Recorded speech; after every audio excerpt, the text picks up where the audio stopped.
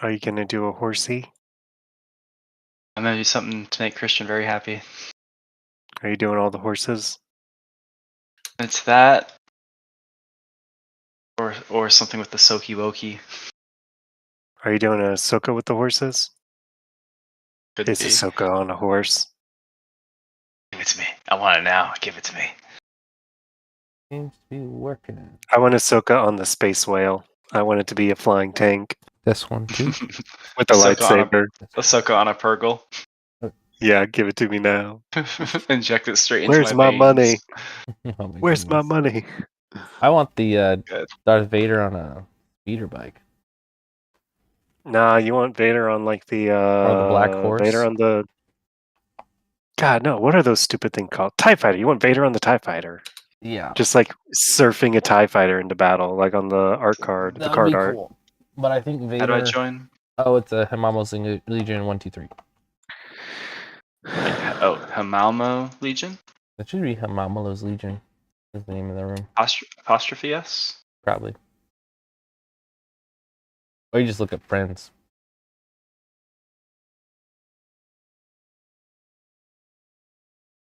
You don't want the password. 123. It's not working. What? Oh, you're saying it. The password is literally 123. I was typing in Hamalma's Legion No, 123. it's 123. It's just Yeah, he's telling you the room number and also. I okay. was like, hang on, this is confusing. Do I include the quotes in the password, or are the quotes the password? That's like you go to a coffee shop and you ask what's the password for the Wi-Fi and they say buy a cup of coffee. You buy a cup of coffee and they say what's the And then password? they say the password is buy a cup of coffee. Yeah. Mhm. What's the And then you Wi-Fi? punch that person in the face and get arrested. Oh, Christian, I found a new website blog thing that I think you'll actually be really interested in. Speaking of punching people in the face. Okay. Color me intrigued. Let me go find it. I found this and I was like, this is like something Christian would send me. It's called The Angry Staff Officer. It's a website about history, warfare, and military leadership. And it's like semi-serious articles, but then he writes about things like Star Wars or whatever. Yeah, that does sound I read fun. an article today that was about Captain America, though like valiant as he is, he's like the battle for Wakanda was exactly not how not is a masterclass of how not to deploy infantry. I know, God, right? Seriously. And he's like, he deploys infantry in a close formation on an open plain. They also don't make use of their mobility with vehicles, and therefore they give away the tactical advantage. Like he goes through he's a military guy, so it's all written in a very technical. Yeah, it's written in a very serious way, but it's he all right, I do like the sound of those. Let me go find it.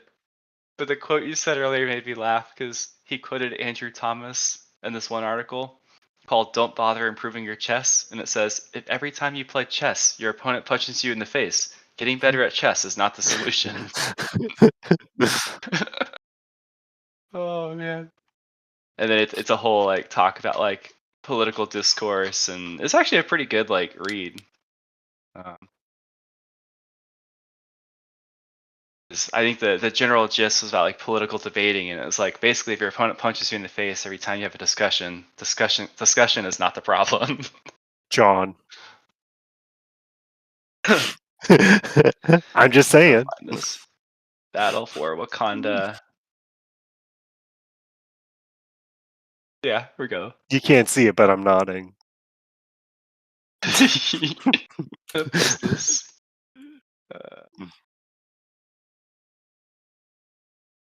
Military lessons learned from the Battle of Wakanda. The world is blessed that Steve Rogers never made it past Captain. Battle of Wakanda and Avengers Infinity War is a masterclass in how not to use an infantry battalion. However, from this failure, we can extract some fundamental lessons. Stay mobile. To set the stage, Captain Rogers and his host nation ally Black Panther positioned a Wakandan infantry battalion in close order on the plains outside of Benenzana, the capital city of Wakanda. While they were transported to the battlefield by vehicle, these craft were sent away. This dramatically cut down the tactical ability of the overall force and forced an engagement at that location. Given the enemy had superior numbers, this complete disregard for maneuver was a critical mistake. It is true that the transport craft were unarmored and open-topped. If fighting an adversary with strong anti-armor or indirect fire capabilities, sending them away would be reasonable. However, the Thanlosian forces lacked this entirely. Their troops were incapable of using ranged weapons or indeed higher brain functions. They traveled on foot and put the opposition to death. Captain Rogers' disregard for vehicles is perhaps excusable as being on brand for a career light infantry officer. However, his next sin was far more grievous. He did not keep a reserve. That's true. He didn't. It's so good. There's no reserve. Exploit. What is that? Canalization? Deciding to open the shield was not necessarily a stupid idea. It made a gap just a few meters wide through which the enemy tried to push a light infantry brigade. Oh god. So good. Not a very clever infantry enemy. Just take a few thousand guys, shove them down that bridge. Yeah. Let's see. Despite the lack of indirect fires, this still presented an excellent opportunity. Any fire on the gap would be guaranteed to hit the enemy. The effectiveness of the canalization would perhaps be improved by field engineering works, although time was limited. Captain Rogers, God, I love how he calls it his host nation allies decided against this policy. Instead, when the gap was open, they ordered their battalion to charge into melee combat. While capable close combatants, the Wakandan troops were desperately outnumbered. Breaking formation and fighting as individuals discarded their advantage in firepower and coordination. Moreover, it entirely surrendered any mobility they did have. Luckily for them, the Thanlosians committed themselves entirely to the decisive battle. If they had flanked as originally planned, then the entire Avengers Wakandan force would have been defeated very swiftly. Well, okay, we'll save John there. But yes, that is so very good. Funny. I like the ending. And indeed, higher brain functions. The last sentence is, I shudder to think what his OER will look like. I think it's like some kind of officer engagement review. If he has any sense, so should he. Okay. God. That's pretty funny. Career, his Raider and Senior Raider are slightly fragmented at the time of writing. Oh gosh. Oh my goodness. It's good. There's one on Star Wars, and it's about intelligence gathering, and it's like a serious analysis on like, oh gosh, where is it? Like I was reading it, you go, yeah, there's a tag Star Wars military intelligence at a galaxy far, far away. And it talks about the American Revolution, like it goes through all this serious stuff, the US withdrawal from Afghanistan, and then it like says, oh, what is it? It talks about like insurgent groups consolidating legitimate political and military power as the U.S. withdrew from Afghanistan, and the severe limitations of U.S. combat mission in Iraq. These problems are not unique to Western intelligence services, and the same problem set posed to our intelligence community today was posed to the Imperial Security Bureau in a galaxy far, far away. And then it goes on and like it like reads like a formal intelligence report. It's got all this like, oh my gosh! It talks about like the rebel fleets, like how they like gather and disperse, and just all the like large scale operations versus like mobile skirmishing. It's like a full like technical intelligence write up. Is this guy just trying to get a job from like the CIA or something? Nah, he's just having he fun. works. He works in military operations. That's his job. Oh, so he's just being ridiculous. Yeah, he's having fun. Oh my goodness. He's also a lawyer, which or former lawyer, I guess. He spent 11 years as a lawyer, and now he does like military operations planning. Well, that's interesting. So some of his write-ups are more like legal, like political discourse, and some are like military history. But like you start reading it, and you're like, this reads like a textbook. Like he like writes at a very high level. So he writes correctly. Yeah, I'm like reading this. I'm like, wait. What does that sentence mean? I have to like read it twice. Like, wait, I'm learning something? What's happening here? I thought this was a fun Star Wars thing. Yeah, the problem of galactic intelligence. The aftermath of the attempted Jedi overthrow of the Republic Senate and the conclusion of the Clone Wars led to a rapid transitional period for the Imperial Army. As the galactic spheres of influence between Confederacy of Independent Systems and Galactic Republic broke and reformed into a new unitary galactic power centered on the Empire. With the collapse of political infrastructure on the fringes of the galaxy, or the galactic plane, local insurgency groups and crime syndicates began to exert their own local power dynamics. Additionally, well-trained, equipped, and funded corps of insurgents operating under the umbrella of a legitimate political authority called the Rebel Alliance began to take shape and slowly emerge as the predominant threat to the Empire in this new galactic order. The Imperial military, and particularly the ISB, quickly found themselves on the back foot as they attempted to support galactic maneuver operations to ultimately counter these new asymmetric threats. It's like, what in the world am I reading? Oh my goodness. I mean, it sounds like you're reading a pretty bare bones and straight to the point description of Star Wars, man. I don't know how you want them to simplify it. But it's so funny because like the way he writes the Star Wars stuff, he invents like different phrases and acronyms. He doesn't call it like Order 66. He calls it the Jedi Overthrow, and he refers to like the Empire as the GE, the Galactic Empire. That's hilarious. Yeah, he refers to like signals intelligence, and I'm like, what SIGINT. the heck? Yes, yeah. Human intelligence, signal intelligence, GCWOT, Galactic Civil War on Terror. It's like, what are these acronyms? Galactic Civil War on Terror.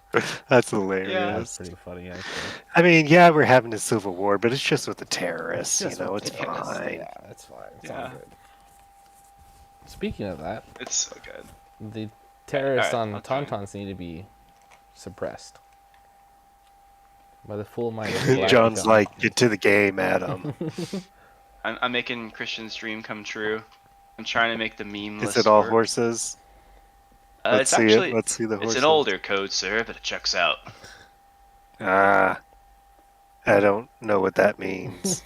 That's a quote from episode I know it's a 4. quote. I'm trying to guess the list. Okay, first of all, it's from episode 6. I think it's Penguins of Madagascar. Oh, it might actually be back. Both. It's both, and it is Penguins of Madagascar. Yeah, I was thinking of Madagascar. It's an older code, Skipper, but it checks out. It's definitely like a steal from the Madagascar. Yeah. Ahsoka Jin. That was just Mandos. Rebel Mandos with the Soki Woki. Rebel Nice. Mandos? Oh, okay. Except there's The no one Sabine. time I went to a tournament. I think this could be pretty good. I actually don't think Sabine's necessary in this. Wow. I think you want Jin because she's like 30 points cheaper, and Ahsoka's like the True. same price as Sabine. I'd rather have Ahsoka. With burst, reflex, offense. Sabine just feels like a tad expensive. Like if she came down, like, She is. Yeah. like if she came down even 8 points and you gave her up close and personal for free that way, it'd feel a lot better. Yeah, that would. Her base I think is 105 and Ahsoka's like Medroids. 115. And it's like, man, for 10 points, you get a lot of power. And I'm like, I'll take the 10-point upgrade. What, Cassian Rebel Trooper? Isn't it cheaper just to a fleet Cassian squad? It's about 30 points more. So you could do it, but you go down an act to make it happen. I mean, I would just drop the Medroids for it. Yeah, that is the thought, is that you drop Medroids and you get the Hammer fleet build, or you just spread out your threats and the Medroids can help keep your other heroes and Mandos alive. And so you just kind of have everybody have some threat instead of like one big threat. Or you could We'll see. you could drop your rockets and prepared supplies. And you Yeah, can hit it. I don't know. Like, this is definitely not optimized, but it just looks fun. And I was like, I want to get Mandos on the table. So this is Let's try. Oh, wait, where are the horses? no. I know, there's no horses, just Ahsoki Woki and Rebel This isn't a Mandos. meme list. This is just like Ahsoka Rebels. This seems pretty straightforward. You got my hopes Yeah. up just to dash them entirely. What? You love Rebel Mandos? I mean, I was just getting excited for a horse, you know? It's Yeah. like you love your wife. I but could switch to a horse list. I have a horse list I haven't tried yet. I could switch it around. Fun. I thought you were gonna try Yeah, the I'll new show you. stuff. Well, my last 2 games I tried Rebel horses, and honestly, I lost pretty hard both times. I was like, I don't know, man. I mean, So, is it just not survivable enough for or not enough damage? I'm guessing it's the damage. I think I played them too aggressive because I lost Han very early both times. I thought I played him safe, but people just aggressively, they will move, command card, whatever, to go straight after Han, and Han blows up very Two hits quickly. and a crit. Yeah. Here. Well, the people have spoken. We'll switch to the... Alright. Well, I think the part of the problem is, like, he's a big target, right? And so Yes, for sure. Yeah, like Hard he's to hide him. physically big, and then No, I people mean, I like, think are definitely freaking over emotionally, the he's a big target. unstoppable. It's like Yeah, exactly. it's like when people are gonna see Coyote Mundi on the table, they're just gonna be like, I need to kill the 5-head. Like, like I don't care about anything else. I'm killing this. Do the thing. Yeah. Okay. This one has more than new missions, so I'd be more interested in just trying this one. Okay. And I mean, I haven't even looked at what you're playing. I'm just choosing whatever's what I'm fun. playing is Moff Gideon, Thrawn, which I've put Krennic in his spot right now. Tip of the Spear Agent, Din Djarin, 3 T-21 specialists with scopes, 2 bikes with strike and fade, and a fully decked out dark. So 10x. Cool. I like it. A little bit of everything. Yeah. A little bit of It's speed, funny a little these bit of days, fun. like 10 act feels like a very punchy activation count. Yeah. It's like, oh, it's not 12. Just kind of like 11 to 12 is kind of the new normal. Well, did you number. hear that Brian Lavery won the competitive warm-up with an 8-act Empire list? Brian or Richard LeBerry or Brian Bear? Brian LeBerry. Oh, LeBerry. Oh, LeBerry. he's a 5th Trooper guy, isn't he? LeBerry? No, I think he's a Texas guy. Oh, I don't know who that is. He's in Where's he from? What XN1. city? I think he's either based out of Houston or the Dallas-Fort Worth area, but or maybe he's an Oklahoma guy. Maybe he's an Oklahoma guy. I'm not I think sure. if he's XN1, he's probably Oklahoma. He's in the That's XN1. the Oklahoma. Okay, that's Oklahoma then. Yeah. Yeah. What's his list? So it's Moff Gideon, Krennic, Op Vader with push, saber throw, tenacity into the fray. Push is basically an extra activation. 2 super shores with scopes, or one has scopes, one doesn't, and then T-21, or not T-20, an Ion Snow with march, and then double darks to round it out. Cool. Yeah. I love to watch some footage of Adepticon. Yeah. So he. Yeah. That's the one cool thing of these tournaments is like, there's never one way to play Legion. That's part of what makes it fun. Yeah. People are always discovering something new. Cool. I'm gonna run some horses in and watch them die to gunfire. We'll see. Die so fast, dude. Alright, you're blue player technically. So I got extreme discipline, advanced intel, cunning, payload, outflank, contact, retrieve the data, sweep and clear, supply run. Brief sweep supply. So I think we only have one in common. Is that right? Yeah, I think so. Yeah. I'll just do the missions. Let's keep it simple. Okay. Yeah, my first. I feel like it's too early to have conclusions, but based on 2 games, Han Solo feels like the more powerful of the 2. The Tauntaun heroes. Obviously, going twice is just really, really cool, and he's cheaper. Do you play that 1 pip round 1 to boost your? I think so. I haven't come up with a. Maybe there's a way where you want to play it reactively, but I don't see why you wouldn't want to just get the permanent going. It's like I mean that's. You have to think like, is it worth giving up a turn to save it for a later round? Yeah. Which is also you can that's get quite a lot to give up. It's like, yeah, you get disengaged and you can't be suppressed, but it's like, and you get order control, but it's like, but going twice since round 1 is like, it's like getting a pass token as well. Yeah. Like when you run the Rebel 2 pip that gives you the pass token, it's like if you just play the Han 1 pip, it basically reads have a pass token. Basically, yeah. Like you don't have to actually do anything. He just is another activation. With this list, you could drop your FD for 2 Ewoks, couldn't you? Yes, I think it 30s up the order pool. Oh, okay. I think with Rebels, generally, my approach is I fill out 3 special forces or 3 supports, but I don't try to do both. because if you go with like 2 sleeper Ewok, which is kind of a classic build, you can have a free pass token on your sleepers or just pull them sooner. Same thing applies to the FD Tauntaun combo. But if you go like mix of the two, whichever one you draw is going to be at the mercy of when you draw it. Yeah. It just gets a little, sleepers and Tauntauns, if they go at the wrong time, could be forced to dive too early or just have to hide to survive, and they basically do nothing. That's my... It's like Drive to Survive, but boring. So it's like Drive to Survive. Drive to Survive. I just noticed, like, a lot of the good Rebel players, I noticed they tend to... Ironically, I think these days you actually fill out your core slots. You play at least 4 of them, like 4 to 6.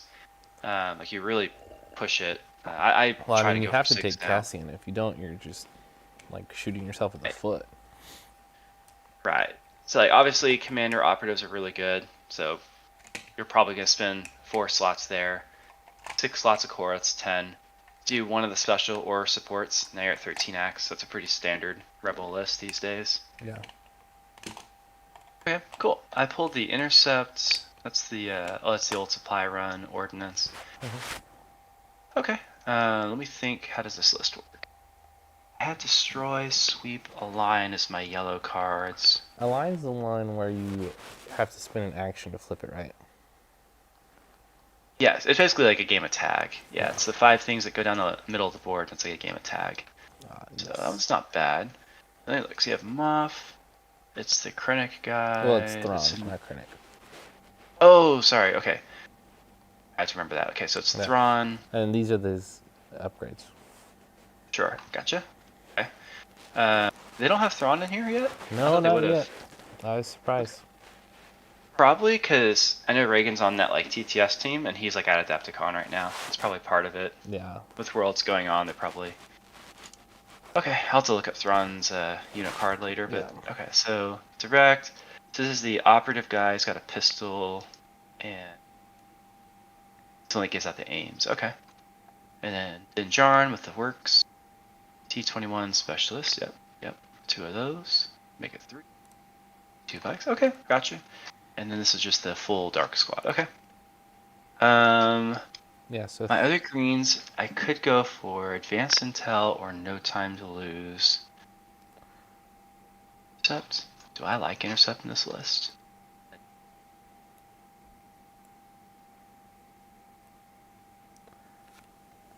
Intercept.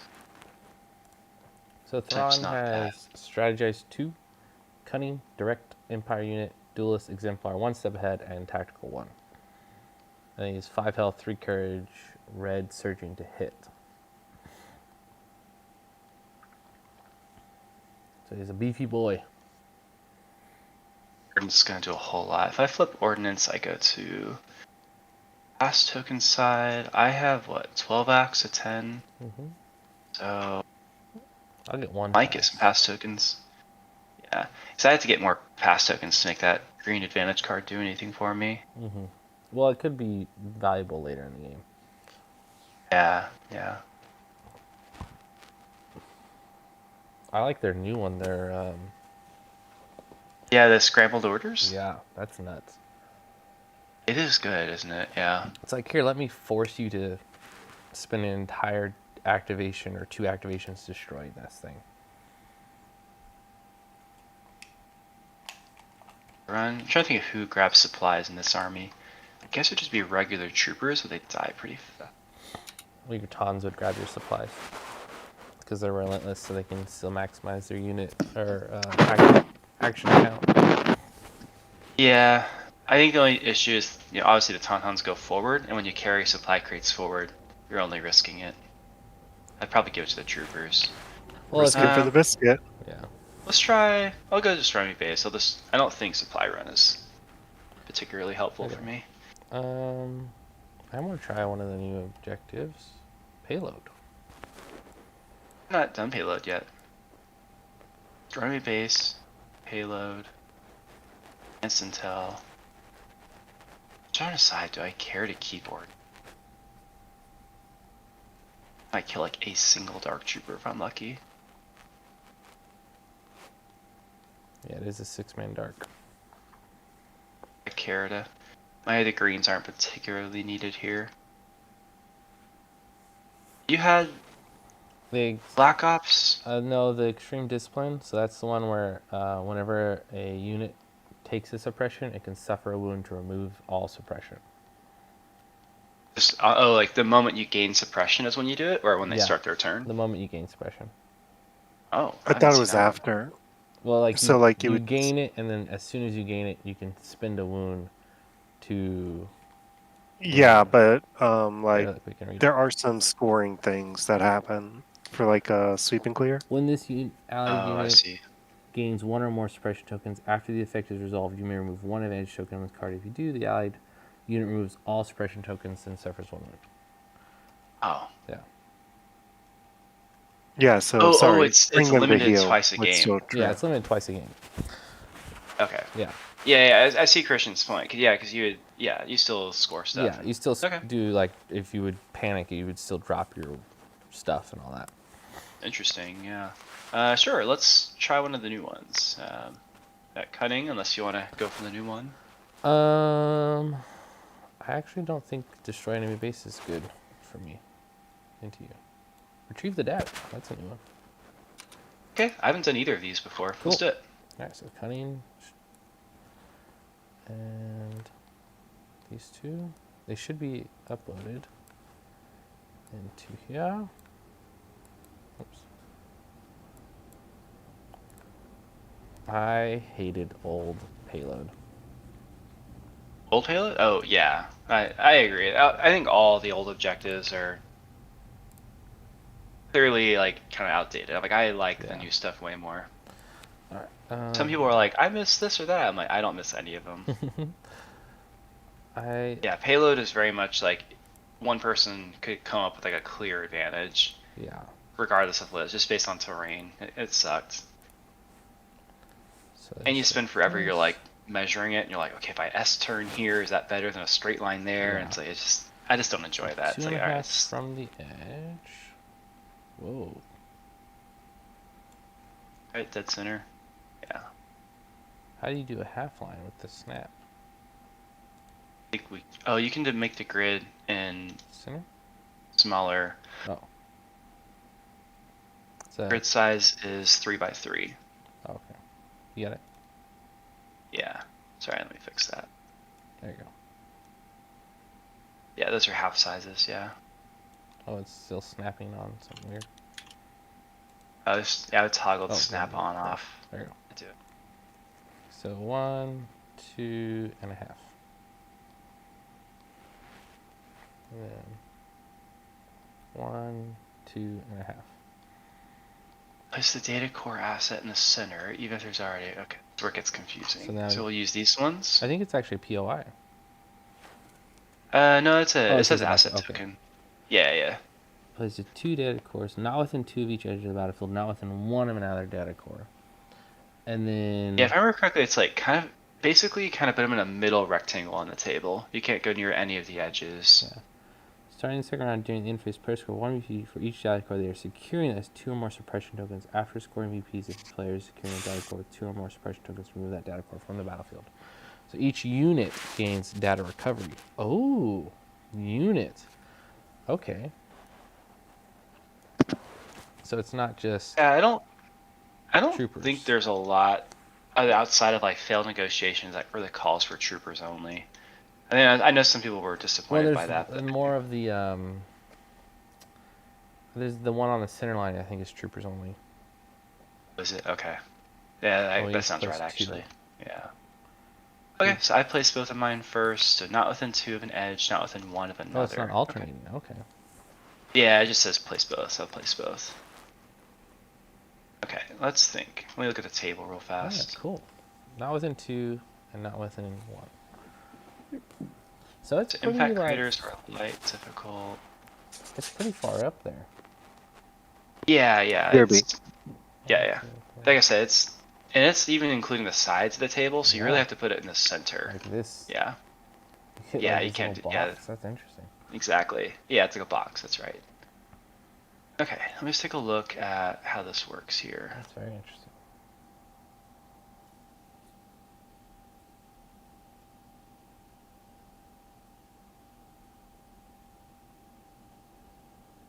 tiles. I can see where all the POIs fall first.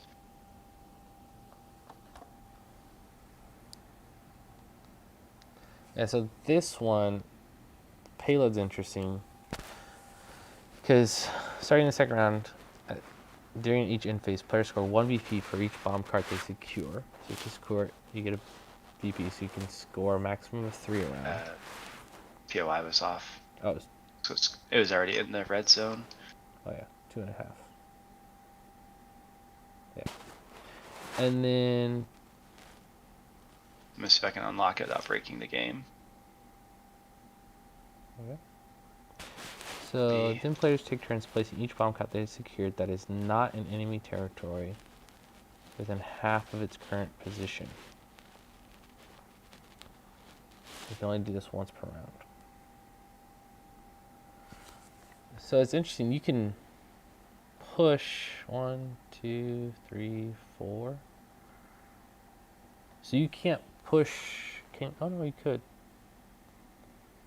It would take you 1, 2, 3. It effectively takes you, what, 4 rounds to get into enemy position from your side, right? Is it because you move at how far? Half a range.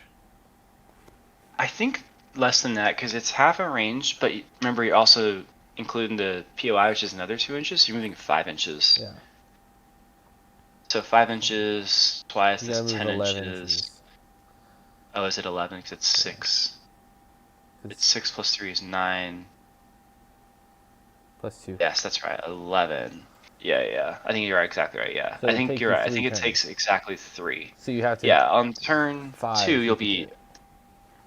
Yeah, if I'm thinking of it rightly, on turn 2 you'll be just short, like 1 inch short. Well, I mean, if on your side. So if you wanted to push this one this way, it would take you all the way till turn 5 to do it. It's not right. 2.5. Yeah, 2 up, 2.5. Oh, okay. I need to bring it down. Yeah. It's over. Seems to be down here. Yeah. Yeah, I'll lock that back. Okay, that's what was off. I was like, okay, so that wasn't even. It's definitely 3. I was counting 2 as it's definitely 3. Definitely 3. Cool. So All round right. I'm 5. That's interesting. Yeah. So 2. No, round 4. You move it round 2, move it round 3, arrive on round 4 because you score on the turn you arrive. Yeah. So that's an interesting. Yeah. So you could. You have to attack your opponents, otherwise they're guaranteed to score. And in the middle, Yeah, you can't have just ignore it. Yeah, you have to play into the middle. The middle, I think, arrives 1 turn sooner, so you could score it as early as round 3. And obviously, if you go for your opponents, you could score it on round 2. So there's a scoring opportunity on turns 2, 3, and 4, depending on. I like the symmetry. It's cool. Yeah. Let me figure out how to place these. I might even flip the table. Do I want to flip the table? Oh, size online.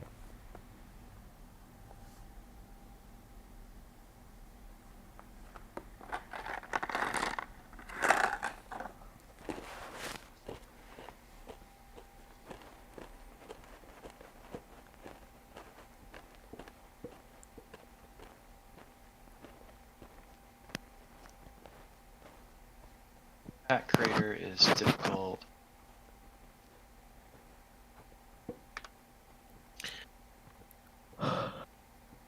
But barely. 6, 9.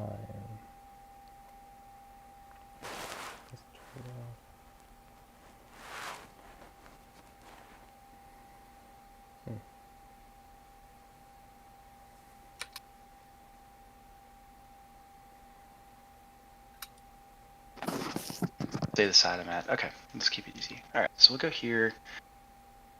Sorry, I'm just gonna have to read all these cards. Retrieve.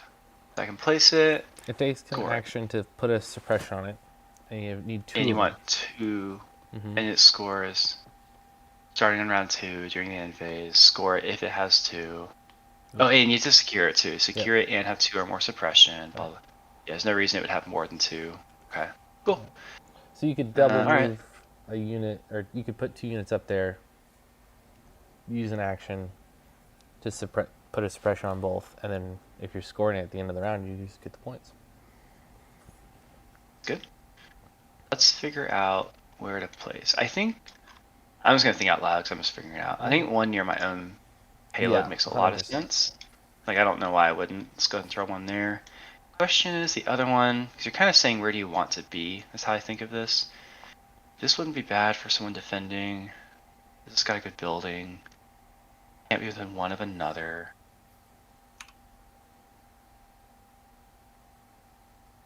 Hiding way over here. So then the question is, do I go with the dead middle? Yeah, because there's one in the center. Oh yeah, not within one. That's true. Yeah. So I have. Oh wow, cool. So I could go like as close as that. However, if I decide to do that, it's not a bad play. Just 5 potential points from this secondary.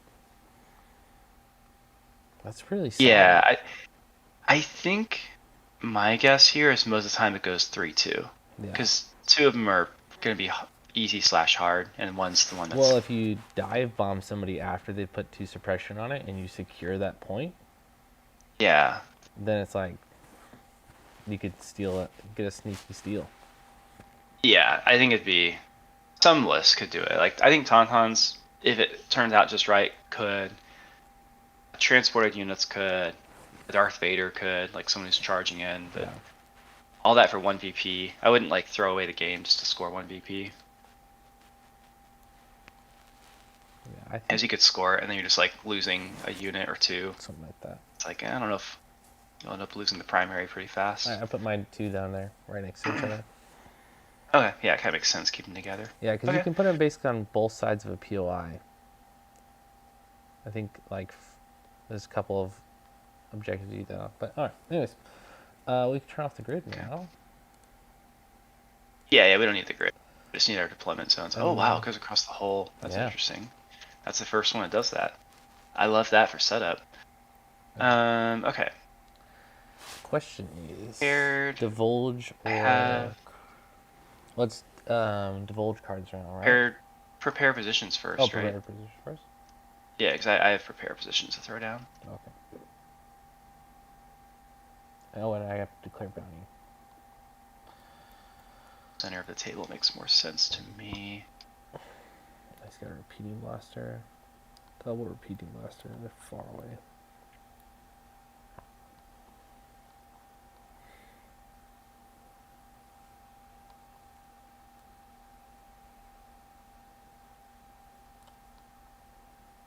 Han's weapon, I think, is better than Luke's in a melee. Even though Luke's is lethal 1, pierce 1. There's a lot of it depends. Are you ramming? Are you charged? Lethal. It's a lot of. Well, Han has charge, but it's 3 black, 2 white, and a red, whereas Luke's is 3 black, 3 white. So just pure, like, are you gonna hit? I think Han has a better chance because of the red dice instead of one of the white. But if Luke has an aim, Luke's gonna get lethal, so then it's pierce 2, whereas Han's only pierce 1.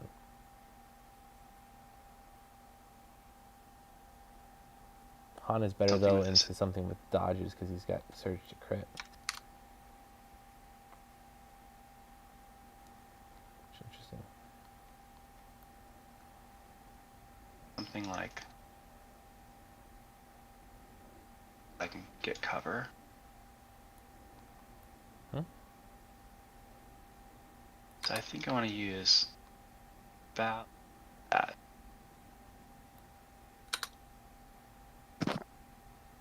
Should be pretty good for this stuff while still getting cover. Yeah. Try that. So I'll throw 1 prepare positions over there.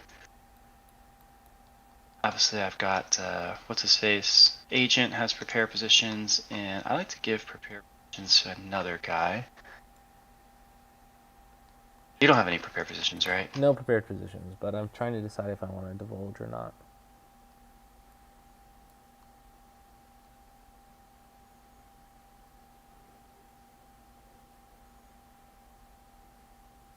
That, or that. Try prepare positioning just to one of the regular Tauntauns. Mm-hmm. Goring and all that good stuff. Oh, from your agent, Unseen Saboteur. Yeah, because he gives out 1 trooper's worth of prepared. It's pretty good.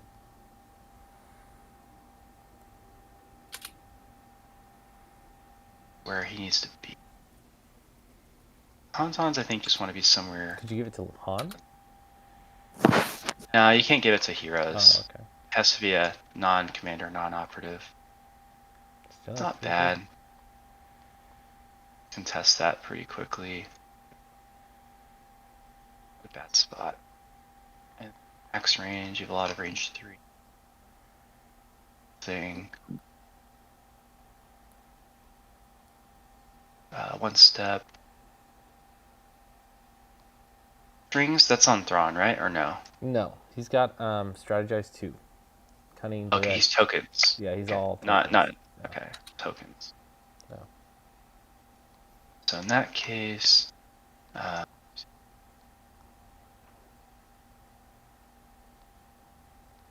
let's try that. Throw some Tauntauns down right here. Friends back here as well. Something like that seems good to me.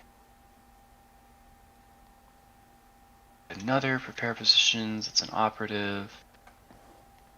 He wants to go.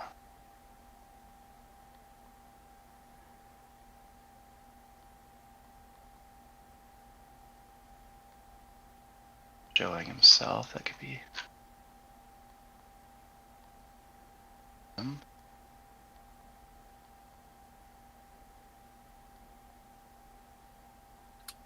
Seems smarter.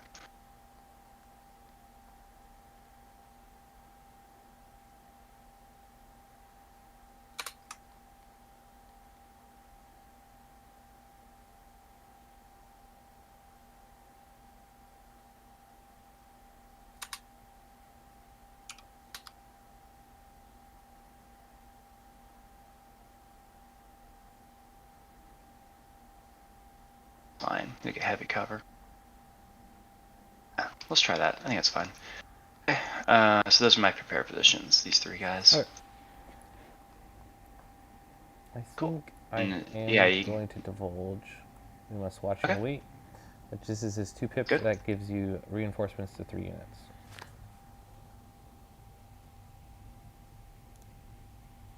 Like go back to your hand or something? So it's choose 3 allied Empire units, the chosen units, gain reinforcements this game. Resolve effects, permanent, choose 3, they get reinforced. Okay. So I'll choose the darks. I will choose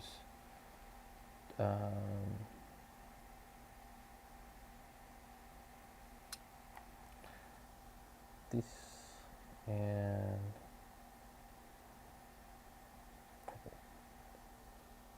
that 2 pip. Permanent means it's like played now? It stays on the table, right? Yeah, so there was a forum ruling for that. It stays on the table for the rest of the game. Okay. So it doesn't have the like hidden effect where it's like in your hand you play Unfortunately. Cool. I really wish they would let you do that because that would make so much sense for Thrawn to just be like, hey, I have reinforcements on all my units and at some point near in the game, I'm going to hit you twice with something. And I learned what that card did last Friday. I played Thomas at TTS, and I was like, I don't know what Thrawn does. We'll just figure it out. Han charges in and hits Darth Vader or something. Yeah, he hits Darth Vader. And I got a hit through. Mm-hmm. And then Thrawn drops that 2 pip, and Vader's one-shots Han from full health. He's like, here's 6 red, pierce 3, and Han's like, 6 health, and I'm dead. And I'm like, that sucked. Yep. And then I think you do the Han. I mean, to be fair, you knew Vader had 6 red and 3 pierce when you charged him, right? Yeah, Vader had gone early, so Luke went in there and hit him. Then Han was going to hit him twice because you run in there and activate twice. I was like, I get 3 hits on Vader, drops on the Skywalker next turn, get at least 2 more. I'm like, I should be taking an operative Vader down 7 HP with everyone dogpiling him, but didn't work out. Okay, let me see. I think the Han 1 pip is the best play here. Yeah, I'm just gonna try that. Han 1 pip. Okay, I just did standing orders. Go first, but then I get an extra operative token. See, Adam, when you were describing that, like that just felt like the scene in the movies where they're like planning to take the guy out, and then the movie's named after him. Yeah. Right, like the plan should work. Like, how could he beat that? Darth Vader, the movie. Yeah, exactly right. Oh. Oh, this is the comics, son. You ain't got a chance. So, alright, I just ordered the Han unit. I don't think anything else happened to this army. Yeah, I think it stays. Okay, cool. Alright, so I'll go first. I'll go to the bag, pull something out. We'll pull this. Shooty Operative Man. I don't think I want Shooty Operative Man to go. Yeah, okay, so. Go ahead and just use, I'm going to just use an improvise here and see what else I can find. Do that. I really hope this shuffle thing works. We'll try it again. Alright, so Tauntauns. I'll go with the yellow ones who are off the table. Let's get them moving. Oh, my bounty. I'm going to put my bounty on. Oh, yeah. Oh, I'll put it on. A lot of options. I think I'll do this guy. That's prepared. Okay. Sure, makes sense. Yeah. Alright. I'm going to go with the yellow team. Yet. Oh, just so you know how all the dodges got out and aims. Thrawn directed the agent. Huh? One more core out. So Thrawn directed the agent, which gives him an aim. He aided it back to Thrawn, and because of the tip of the spear, he doesn't take the suppression because of the way that timing works. And then I put cunning deployment on Thrawn, the agent, and the darks, and so the agent then took that dodge, gave it to the darks. So the darks have 3 dodges because they also took a retinue dodge. I totally missed. Wait. So Walk me through the Thrawn part. The Thrawn's the only part that I don't get. The rest Thrawn I think I tracked. Direct Empire unit, which gives an order to this guy, who then gets an aim from Heavy Blaster Pistol, who aids it back to Thrawn. And because of the wording of Tip of the Spear, whenever you would get the token with an order, you remove up to 1 suppression. And so the timing of that is, according to the forums, you just don't take the suppression essentially because you can game the timing. Sure. Then he directs one to the storms, and then I take the cunning deployment for my advantage. I give 1 to Thrawn, 1 to the agent, who then directs that, or aids that, sorry, to the dark troopers, and then he would take a suppression token because he already got his order issued to him. And then Didn't he have 2? If he had 2 aim tokens, you get 2 aim. He had 1 aim token. Don't you have tactical 2? It's tactical 1. Sorry, it's hard. Oh, my bad. Okay, yep, gotcha. Yep. So the darks start with 3 dodges, and Thrawn has 1 and an 8. Okay. Oh, cunning deployment. Okay, cunning, the loyalty, and then remind me again. The third dodge was cunning that got bounced around, or what happened? Oh yeah, because he gets the aid. Okay, yep. I'm tracking. Okay, yeah, I like it. Makes sense. Okay, so let's think. How do we approach this objective? And I got 4 order tokens out on standing orders. I like it. I'm trying to think. How do I use Luke and Han here?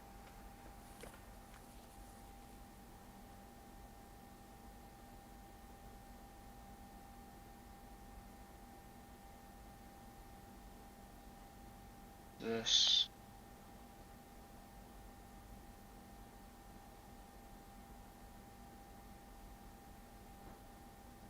Happening, and then something.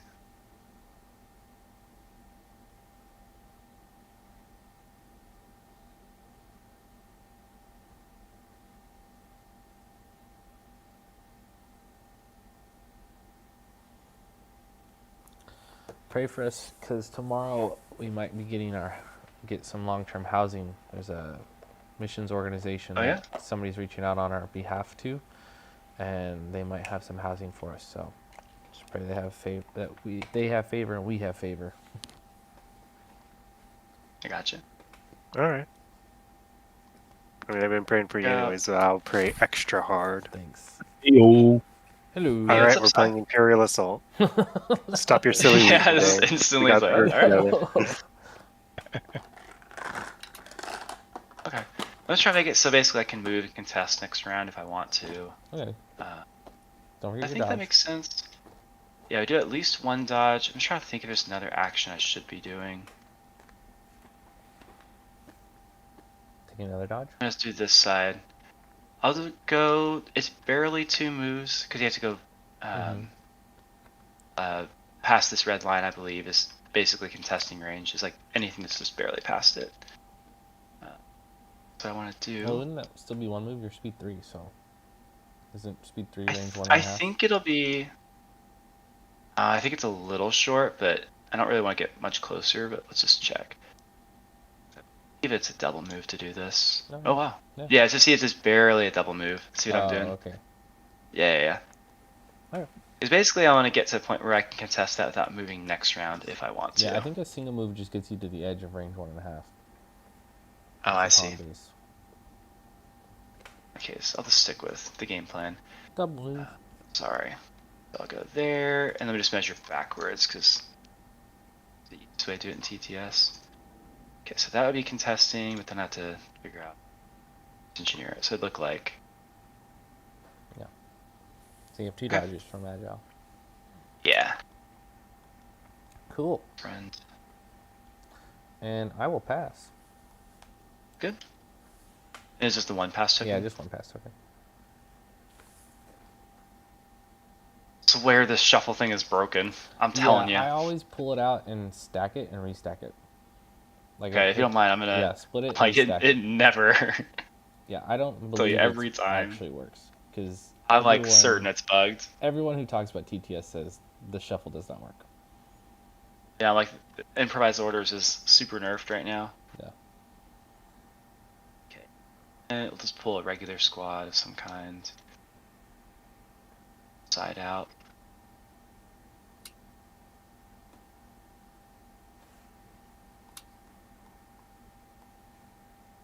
I'm gonna double move, so I'm just gonna take him and drop him down somewhere. 1, 2, 3, 4, 5. The goal here.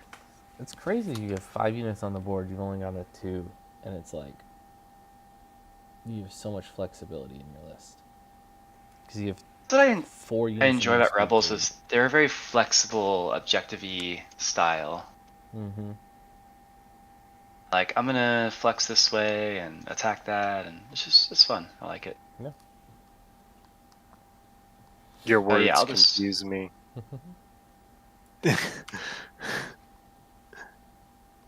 Rebels fun. What is that? I don't know. Like whenever people talk about like, oh yeah, you can put them over here and then right over there. I'm like, but that's a terrible plan. I don't know. It just doesn't make sense because you spend so much time moving. You're just gonna die while you're moving across open field. Like, come on, man. Come on, man. That's not a plan. What you doing? I'll have to like. I want to play the Commander Luke Gen list, and then John can record it, and or like something like that, and I'll show you like what I'm thinking as I play it, because it feels weird, but yeah, you can like pull your opponents around the board. It's a very weird style of playing, but it definitely works. You're like, I go this way, they go that way. Now I switch, they have to follow me. It's hard to explain, but it works. It works better than it might I'm seem. gonna go from the stack. I've got a core.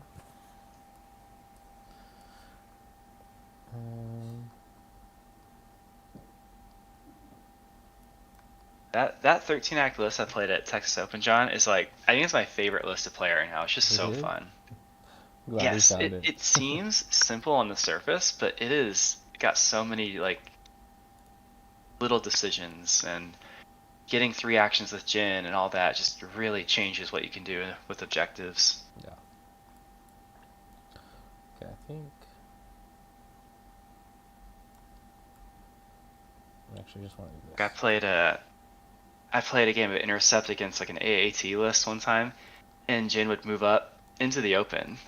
because that's the only way to score intercept and score. And at the start of the round, you'd independent move away and go hide behind a line of sight blocker. And the first time I did it, my opponent realized like, oh crap, he's gonna score that side without risking like anything. Yeah. It was pretty fun. I'm just gonna move dodge. And he had score.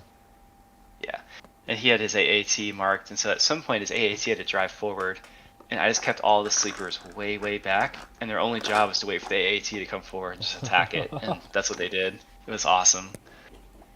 Like, I didn't even use the scout part. I literally just hid there for 2 whole turns, and on turn 3 they came into the game. They just waited for the AAT to play. It's like, that AAT doesn't come closer? I'm not coming closer. For real. It was fun. Oh, did you add an extra token into the tokens? I did, yeah. Okay. Yeah, I got the extra. Yeah, thank you. Definitely gonna want one over here, so we'll kind of spread out a bit. Unstoppable Han Solo. Yeah, I've learned how not to play him. I guess is one way to say it. I've seen people talk about. I might have found 1,000 ways how not to play a Han Solo, but I only need to find one way to make it work. Yeah, I've heard about people using him as like a turn 3, 4, and 5 unit. And right now, I think people are doing this thing that they did with arcs, which is like just Russian turn 1. And that's not the ideal way to play arcs and sleepers. I would 100% agree. That's what I did. It did not work. Yeah, and that's the weird thing with sleepers is like the scout tactical, like it just feels like you want to hit turn 1, and obviously like if you can, great. But it really depends on your opponent giving it to you. And like what you said is really important. I think the arcs and the sleepers, it feels weird, but if they just hang back and wait for like turn 3, they're actually really effective. Yeah. Either just treat them like a reinforcements unit, like a reserve unit. They just sit out of the game, don't do anything for 2 rounds, but they enter after the game has gotten started and everyone's busy, and they get to like give you like a surge of damage wherever you need it. And it works pretty well.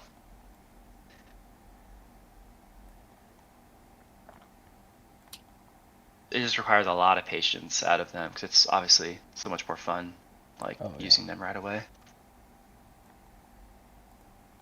Your opponent, you know, is further back than they otherwise would have wanted to, then they kind of do something turn 1, even if it doesn't like feel as good. Yeah, it's true. Okay, so we'll move up like this, and then we'll take it out. All right, we can play a game, Sai. Sweet, let's do it. Ooh, Riftbound? Yeah. I love that. Take it out, turn. Wait, okay, so I got another support.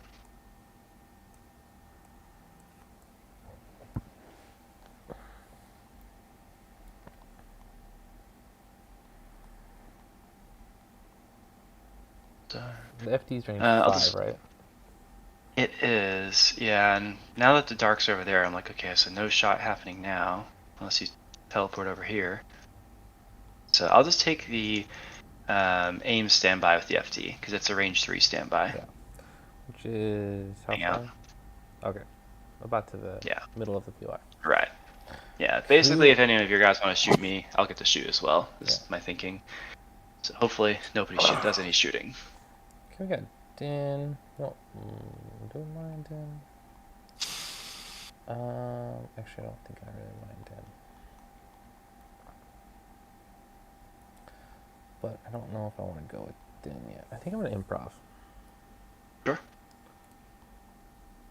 Pull this out. Split this deck. Got a core. I don't mind going with this core. Stack. Okay. 4. These guys. Now they don't have to worry too much. Question is, what do we run?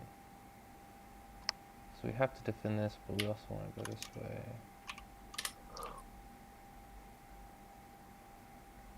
And you have some taunts that can run at us. Because Han Solo can go range 1.5. He can go. Han Solo can run literally from one side of the board to the other in 1 round. Yes, if he spurs and moves 4 times, yeah, it's about range 6. That's right. It is range 6. It's exactly range 6. No, it's slightly under. He doesn't move 1.5. He moves like. Well, he's a speed 3. 1 3/8. Yeah, even at speed 3, he's because 1.5 is 9 inches. Speed 3 is normally an 8-inch, and even with the increased base size, it's not. I'd have to double check. I'm pretty sure it's doing just under. Actually, yeah, you might be. I think that base size is 1.5 inches. I can't remember if it's 1.5 or 2. I think it's 2. It's They're 2 inches. Because it's the same as a speeder bike. Is a speeder bike the same as a Mark II veteran? I'm not sure, but a speeder bike is 2 inches because it's the same as a POI. Because I know the Mark II is a 1.5 inch. Oh, okay. Well, in that case, then you're right. It is 1.5 then. So we're just gonna. Yeah, I was thinking that it was the Mark II base. It must be slightly smaller.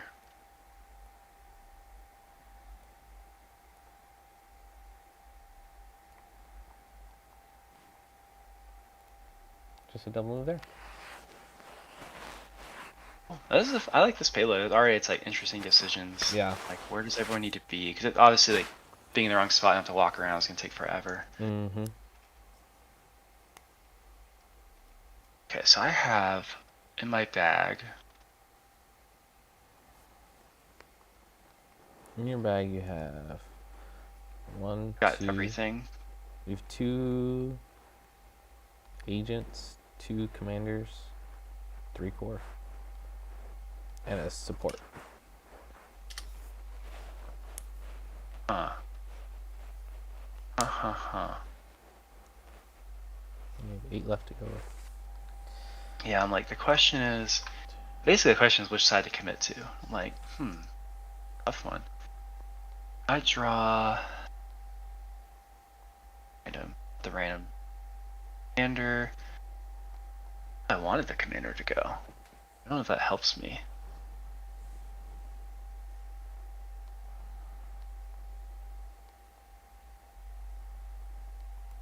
Should have done it the other way around.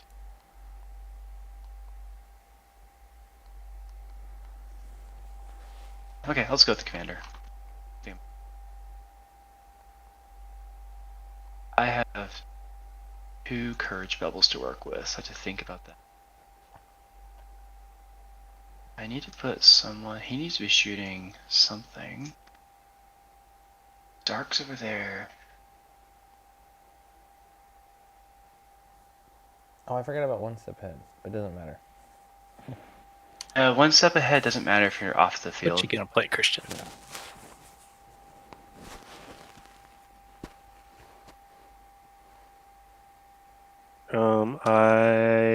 I liked Lucian when I tried him last time, so I found another Lucian deck, Nice. and we'll see how this one does.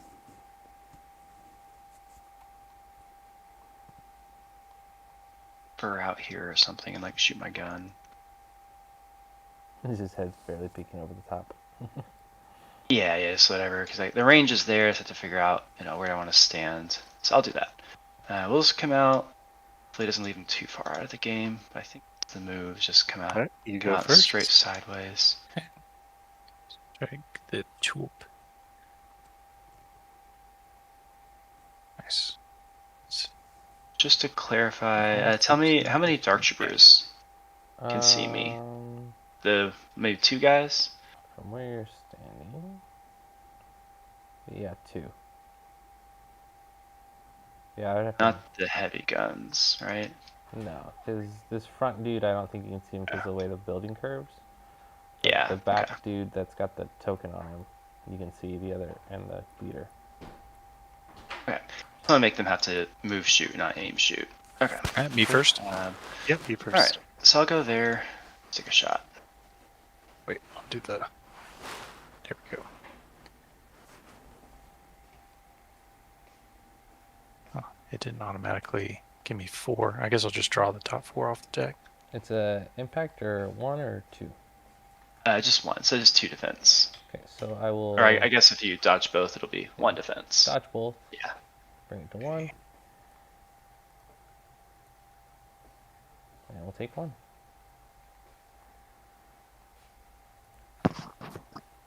This guy, because he's visible.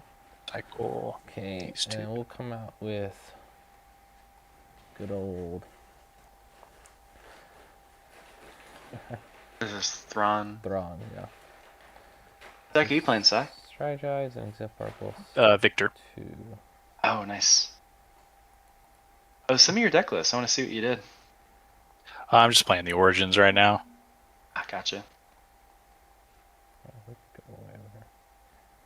Oh yeah, if you're especially for online play, throw in the Victor signature spell and there's like a yellow guy that when he dies spawns 3 tokens. Those are both like really good. I put that in Isaac's Victor deck. When I got it, it was like a $5 card, but it's a really good $5 card to add to a deck. Yeah. The ability to have tokens spawn is really good. Okay, The signature spell is more pricey. Does the player who go first draw? Aim, I think you strategize, skip your which one draws. aim to the and side. dodge. I believe you Go ahead. draw. You just skip the draw in like a Okay. 3 or 4 player game. Oh, okay. Yeah, it's just the rune is the difference.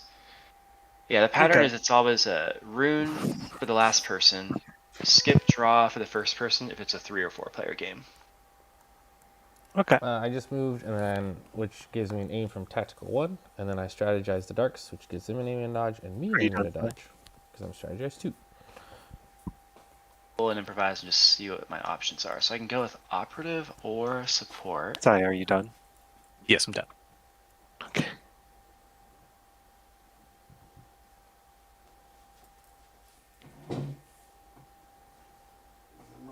Oh, gosh.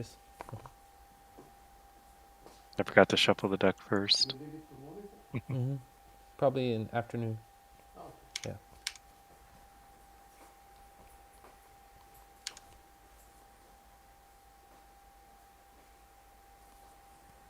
You got Han Solo. Now I'm like, basically, which of the 3 sides needs my help? Which indeed. Dang, Thrawn 'cause you gives have- out I didn't 5 tokens, which is nuts. expect Thrawn to go over there. Stormtroopers. Dang. Stormtrooper.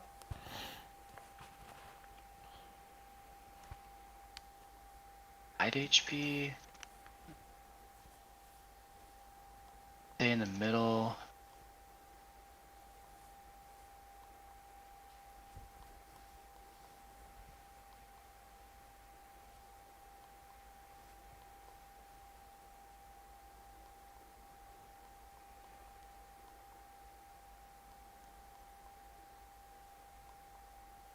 Sorry, I'm just thinking. You're fine.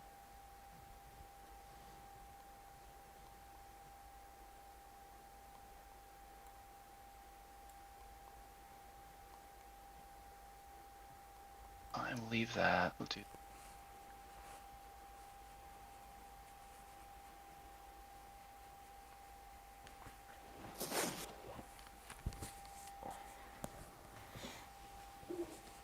Let's see. Can he hide? I think he's taller. Yeah, he's taller. I don't want to put him where he can get a shot. His little horns peek over. Standing. Stay out if I don't want to get shot. I have to Alright, stay back out. to you.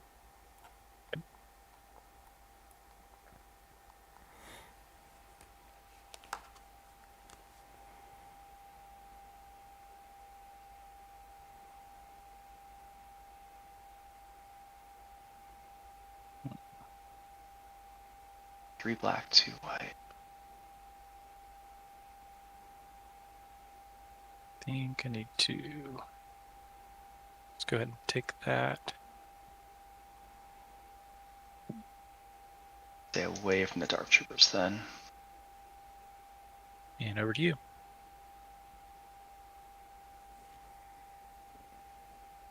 Oh my gosh. Run from my scary droids. These trolls are gonna get me Run. killed. Alright, 1, 2, Shoot me? That doesn't seem. 3.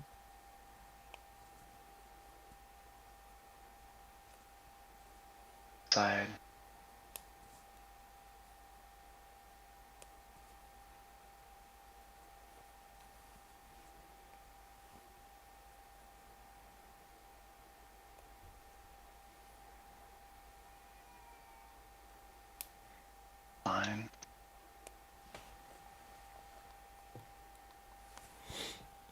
I don't have to spur.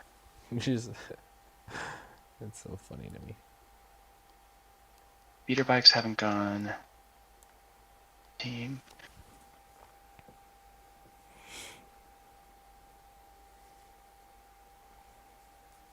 So if I hide here, am I safe?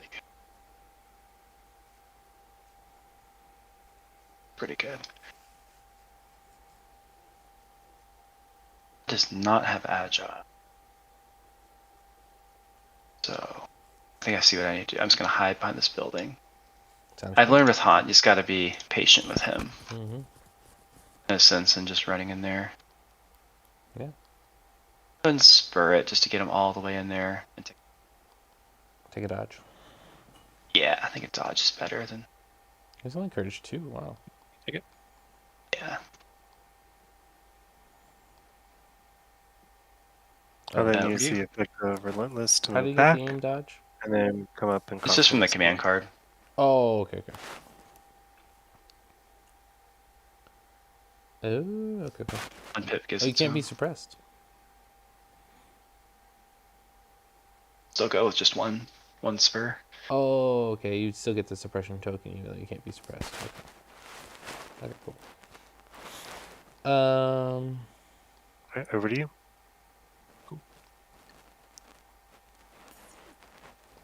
So just to make sure I understand your deck clearly, he started here, he conquered, then he was able to move back to base, and then he went. Yeah, so I play him, he isn't readied, but I use the card to move him. He conquers. That readies him. The card also allows him to move back. Because he's readied, he can conquer the other battlefield, and then he's there. Got it. So yeah, pretty crazy. Cool. Pretty crazy move. Yeah, but that's what he does. Yep. He is the gear deck. Okay. I'm trying to think if I want to risk a Cassian Super Squad shot. Decide, do you want to When move I to the only other have- DC? Yeah, you'll definitely be risking it if you come that close. Yeah, I only have 4 dodge tokens. But if I back up a little bit, I won't really be risking it.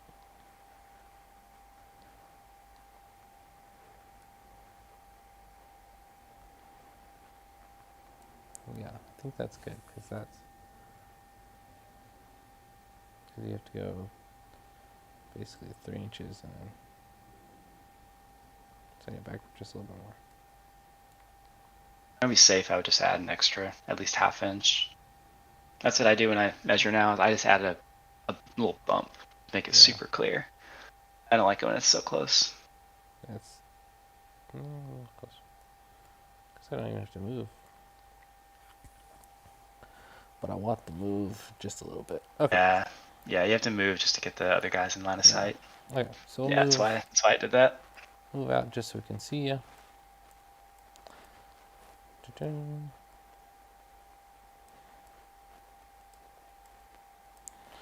we have an aim, and Thrawn has an aim to share. So we'll shoot you. Sure.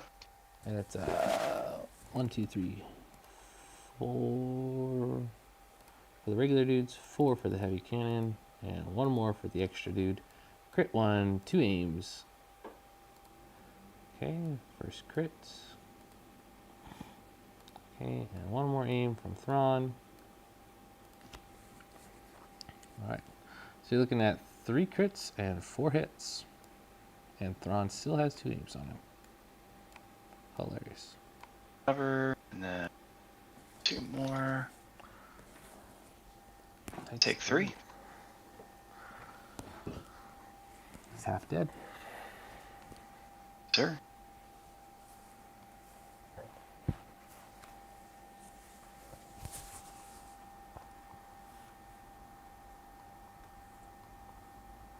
Is Luke.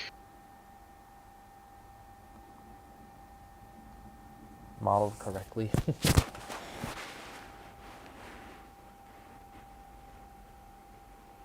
Really tempting. He range 3? Range 2. Range 2.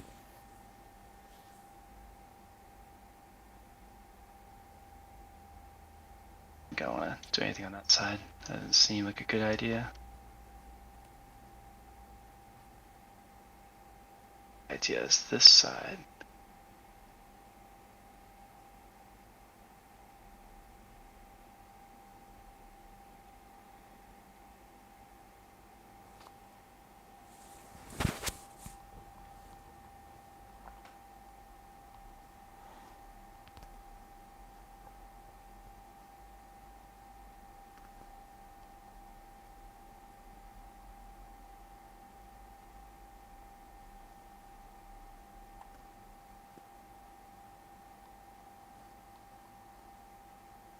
Move.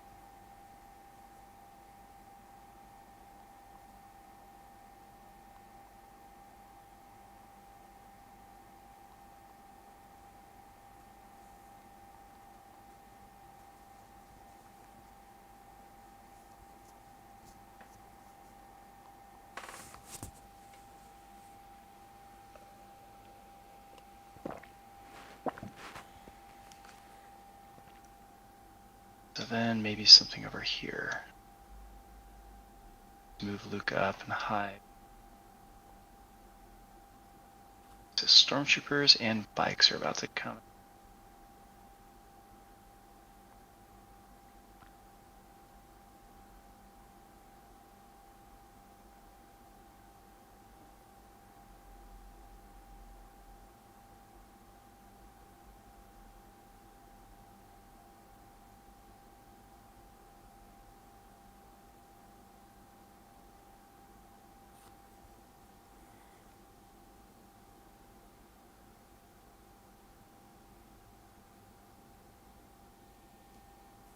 Guys, your reach.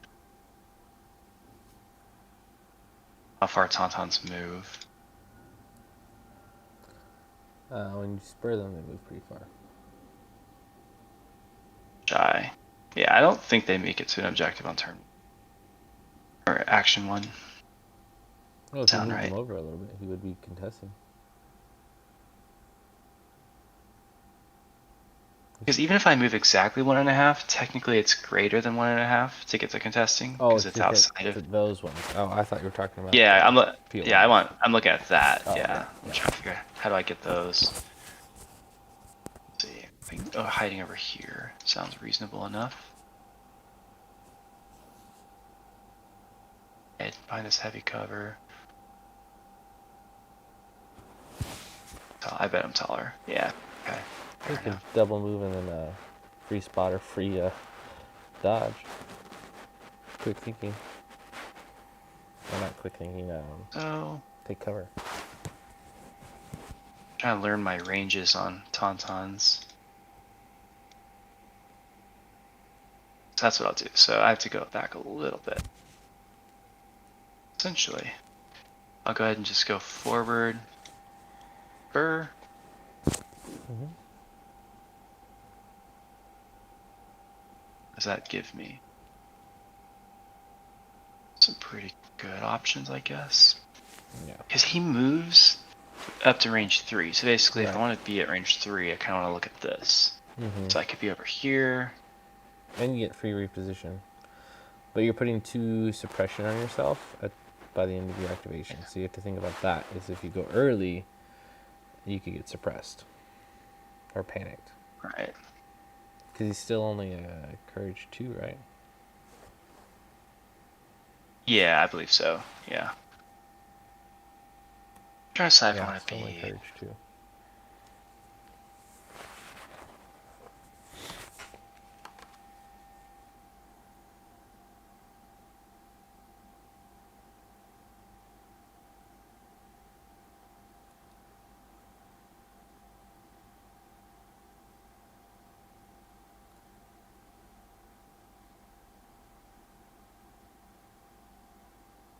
I think it's the best. Just kind of use this cover while I can.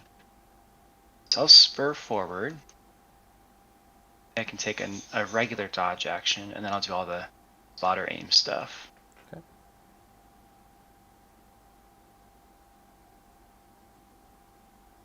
The aim will give it to the operative in case he can use it.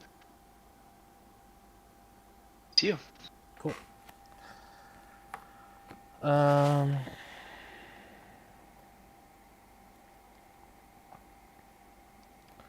I think the right move is actually going with this guy. He's gonna rally. He's got one on him.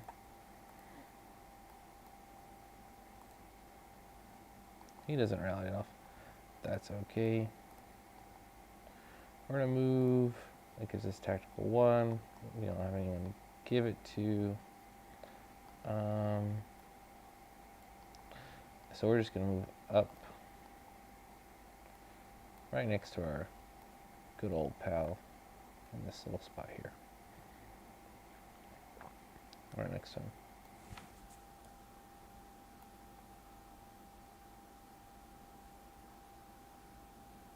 Right there. Well, actually, he's relentless, so he doesn't care. Do that. Move back here. Just a double move. He's got 2 aims. He doesn't do anything with them. And that's him. Sounds good.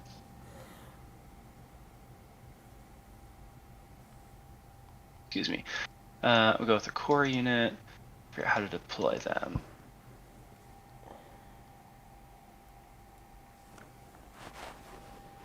Sounds good.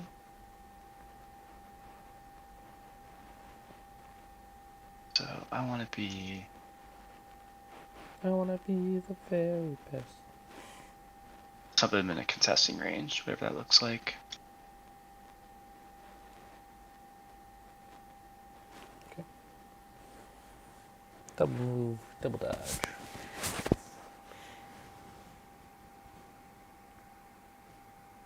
Okay.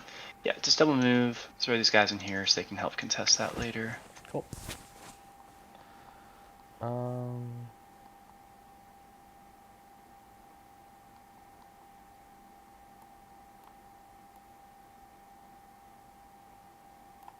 I want to go with this core now, because he is a 6 wound unit. Go throw down.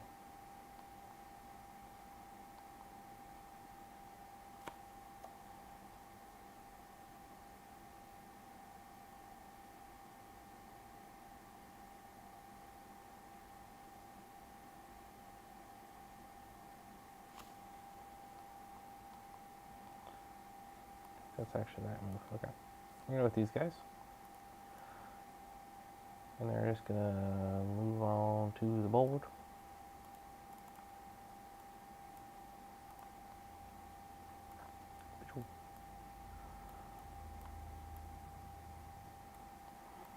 And they're gonna move just to where they can see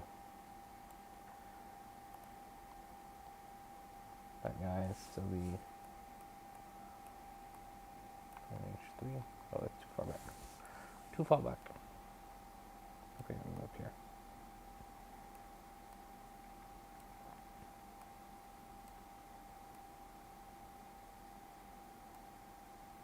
Not on the dark side. Oh, yes. There. Can I see him still? With the corner of my silhouette? Oh, I do. Alright, so then these guys, they're gonna pile in back here. Cause they... It's kind of... Look. I'm having trouble seeing it. To be honest, I feel like it's between the building and the slope. I'm just not quite seeing it that way. Corner? I think the building is one of the big problems.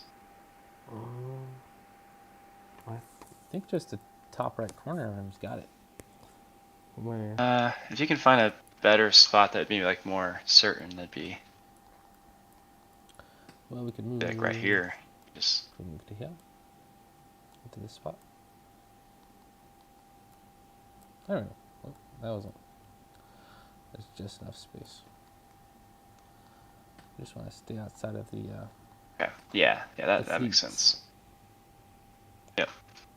Yeah, it's getting close to the fleets. I haven't measured it, but it's like if you're gonna do it, you gotta really get that line of sight. Gonna get close there. My fleets are gonna get awfully close to that. I think we're okay. Alright, we're gonna fire away. Nope. This guy. And Everyone see? everyone should be able to see. Well, this is where you put the leader originally. I don't think the guy's back. Like, you'll have to cohere. And that's what I mean, is it's going to make the fleets dangerous, because you have to cohere forward to get... Well, this guy could see, because he's behind the other darks who could see. Well, I don't... Yeah, but if he could see, then the leader would have been there. You know what I mean? Well, it wasn't range 3 back there. See. Okay, yeah, no, that makes sense. Okay. Yeah. Oh yeah, he can see. He's got it. Alright, alright, so this is squad 5. They're going to tap their specialist to give themselves an aim, because why not? They have 1 aim, they can share 1 from good old Thrawn, and this is 9 white, crit 2. Because it's 4 from the regular, 4 from the specialist, 4 from the T21, and 1 from the specialist. Rolling. Okay. First aim, and we have targeting scopes. Okay, and we'll spin Thrawn's aim for a bucket of crits. So 5 crits, 2 hits. Do it. So 7. He's just by 1. Got him.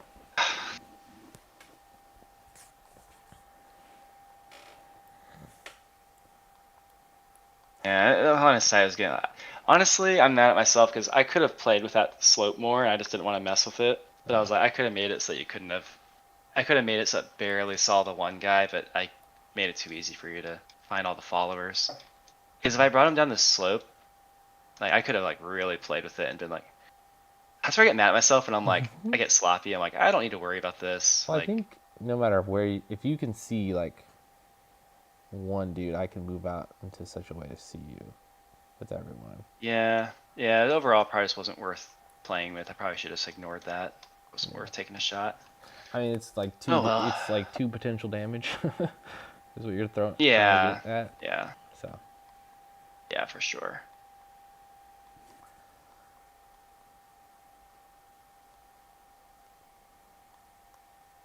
Questions.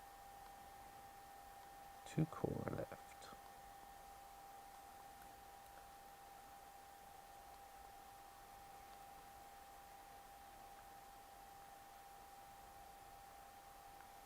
This is my trouble with Rebels. I get impatient and I start engaging, and I have to learn to just be patient. Because Yeah. the whole army is patient except for one guy, and that causes him to die. You should play CIS.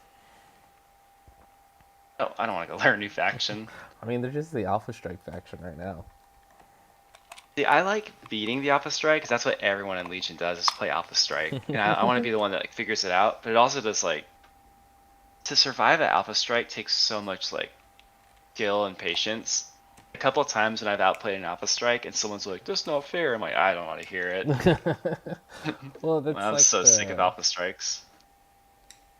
Brian Labory was saying in X and 1 chat earlier. He's like, if you want to survive the Grievous Alpha Strike, you just literally don't go past speed or 4 inches from the edge of your board, and nothing can shoot you. Like nothing can shoot you round 1 on the stat Alpha Strike CIS list if you don't go past. Really fun way to play the game when you're like, I'm just gonna hide for an entire turn. It's like, Yeah. I guess that's what you have to do. I mean, it's better die, I guess. I don't know what to say. Well, I think now the game, with these new missions, I think the game's gonna switch a lot to like attrition. Yes, I just don't think you can afford to hide that long. Yeah. That's a. I'm just throwing another guy over there. Yeah. Back to you. 2 dodges. Yeah. I'm not gonna put him out. Okay, Okay. I'll put him out in case you want to shoot In him. case they get shot, you might want to just remember that. Yeah, sure. I don't think you should, but yeah. Damn, I didn't want to ding yet. Okay. That's okay. Okay, what do you have left to go over here? You have Han. He's got Relentless, right? Or Charge? He's got Charge. Charge. And he can Charge. go to there. Golly. And right, so basically I can run to there. Okay. And I definitely have the jetpack. Sweet.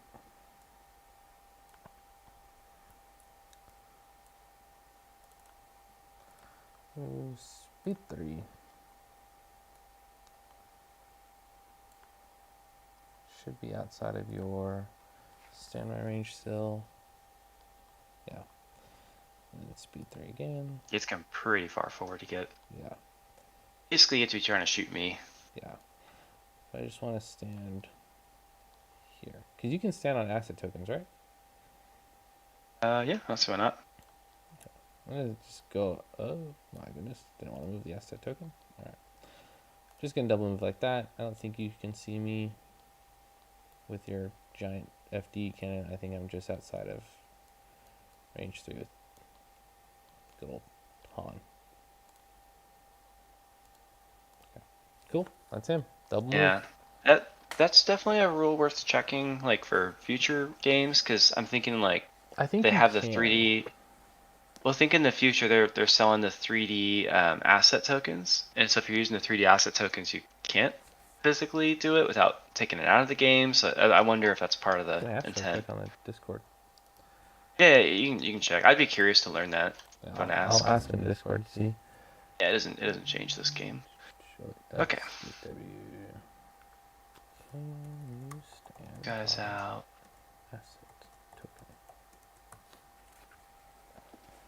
Because I think it's only POIs you can't stand on, but we'll see. You could be right. Yeah, I just don't know the rule. Whoa! The ball of fleets. This ball of fleet's gonna go. Come challenge the flamethrower. Where you don't? Oh, yeah, the Din. Mhm. Yeah. Let's see.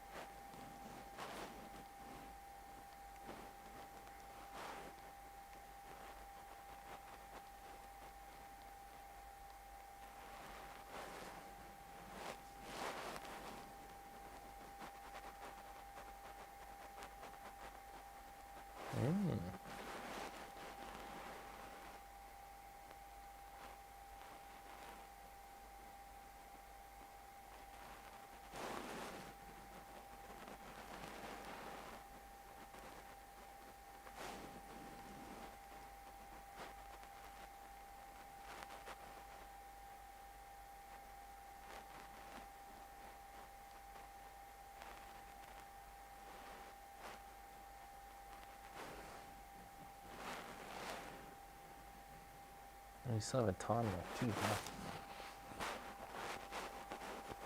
This list does have a ton of activations, it feels like.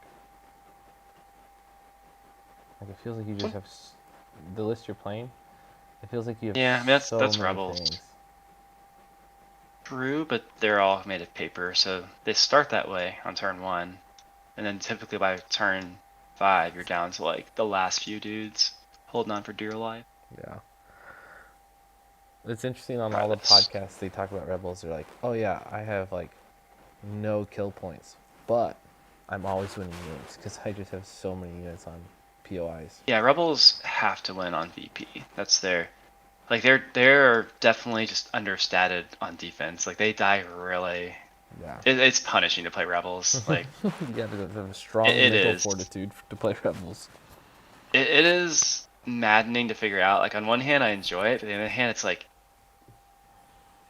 man, it's when you win, it feels great, but when you don't, it's like, I think my win rate with Rebels is probably around 30%. It's not often because you have to. It's not easy to win with Rebels. I will maintain. I think Rebels is the hardest faction in the game. It is tough to play. I think they're probably the hardest to learn. I think it's just hardest to learn, hardest to play, hardest to win. Like you have to you have to really know the game, the measurements, the command cards, because if you're not using every bit of advantage, your dice and stats are not going to be what wins you the game. Yeah, for sure. Yeah, you just don't have it. Well, just double move. Well, so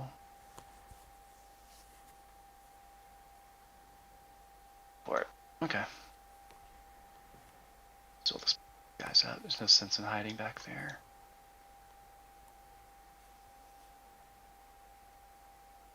Don't get caught out with a random. Every time I get sloppy with the play, someone finds. I was playing Reagan at Texas Open, and he was like, "We gotta go faster. We gotta get to the next round." I was like, "Sure." I was like, "I'm just gonna move these guys. They're just gonna kind of stand over there behind cover." And then he moved. He's like, "Well, I think I can see most of them out of cover." And I was like, "Really?" I was playing fast so that we could get to the next round, and then you're like getting out the micro laser, and I'm like, "Gosh." I literally just threw them down to speed up the game, and now it's like getting me punished. It's like I will never let someone pressure me into speeding up my cohesion again on a tournament play. I mean, Well, or at least I'll say, oh, I'm just gonna speed it up by putting them down. But if you're gonna shoot them, like I'm gonna take the time to arrange them carefully because it matters. yeah. Well, It almost decided the game too, so I was like really upset. I was like, no way. I think like a lot of like the speeding up is just the initial decision. Like I think Yeah, that's well, it was when you have so many figures and you're trying to place them all, Yeah. and like, okay, I which think ones most of have the this time it's like terrain? that's pretty understandable. If somebody's pushing you on like you're cohesing too slow, like all right, come on, that's a little much. Yeah, But people do. Yeah, people do. yeah, that's a little much for somebody to be like you're cohesing too slow, and it's like, I mean, you could Yeah. start your activation while I'm cohesing. Like that's not a big deal because my move's already done. Yeah. Like you can be thinking about your next move.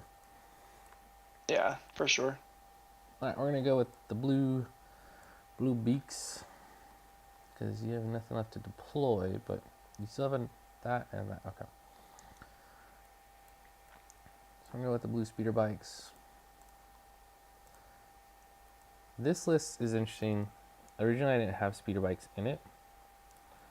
But I like speeder bikes. Like for 75 points, they're really solid.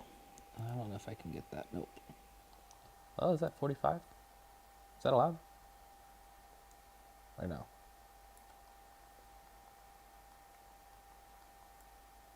Is that allowed?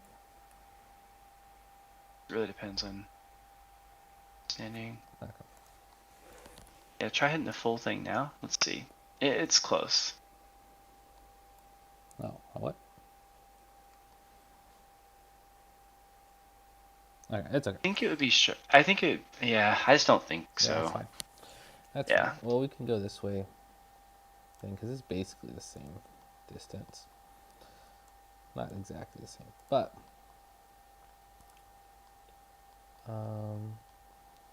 we can compulse. Question is, do we aim, shoot, strike, and fade, or do we compulse? Because how much could this guy see if I cohese him forward? Oh, that's pretty. I need to move again. Okay. So we're gonna compulse. We're gonna move like this. So now the main leader can see everyone. He can still see Thrawn. I expect the speeder bikes also over here. Yeah, I have a plan. And then we will shoot. We will definitely shoot. We'll shoot at squad 7.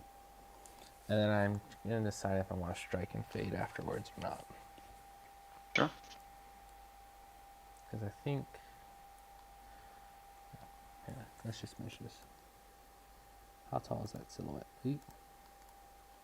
Ooh, okay. I'm definitely going to strike and fade afterwards. But we'll do our shot first. So, Okay. All right. I want to see what you're doing. I'm curious. double rainbow. We have an aim from Thrawn if we need it.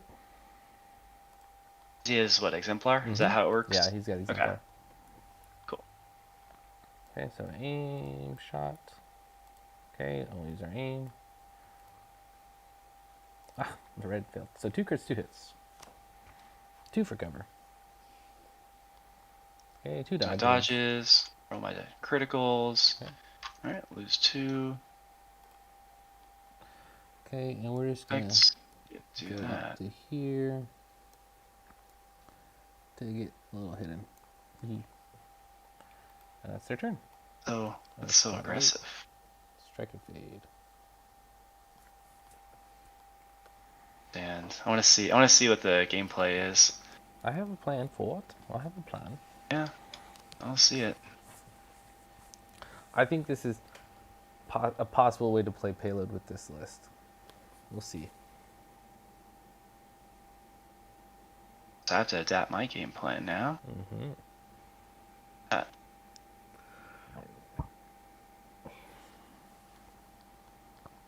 You're relentless. Gonna take a aim move.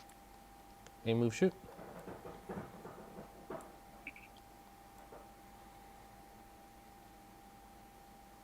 Sense. Yeah, let's roll some dice and take a shot here. Yeah, just cover. Like if they're gonna give it to me. There's no cover. So you have cover 1, right? Oh yeah, you're sharpshooter 1, right?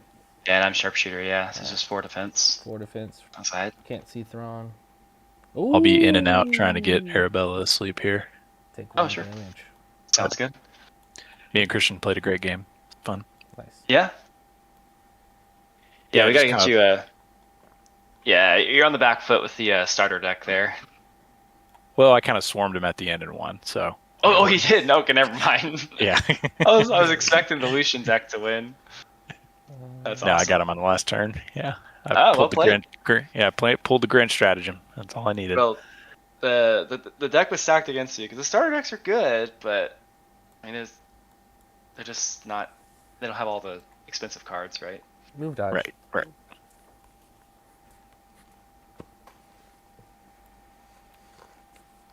Mr. Operative. Hello. This is the Krusty Krab.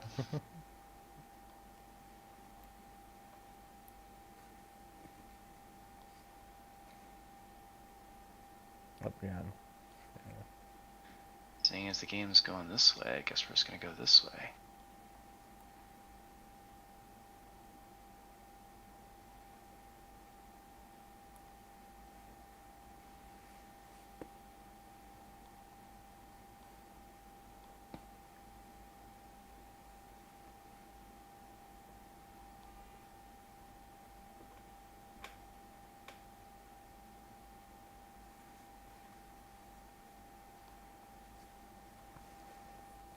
So.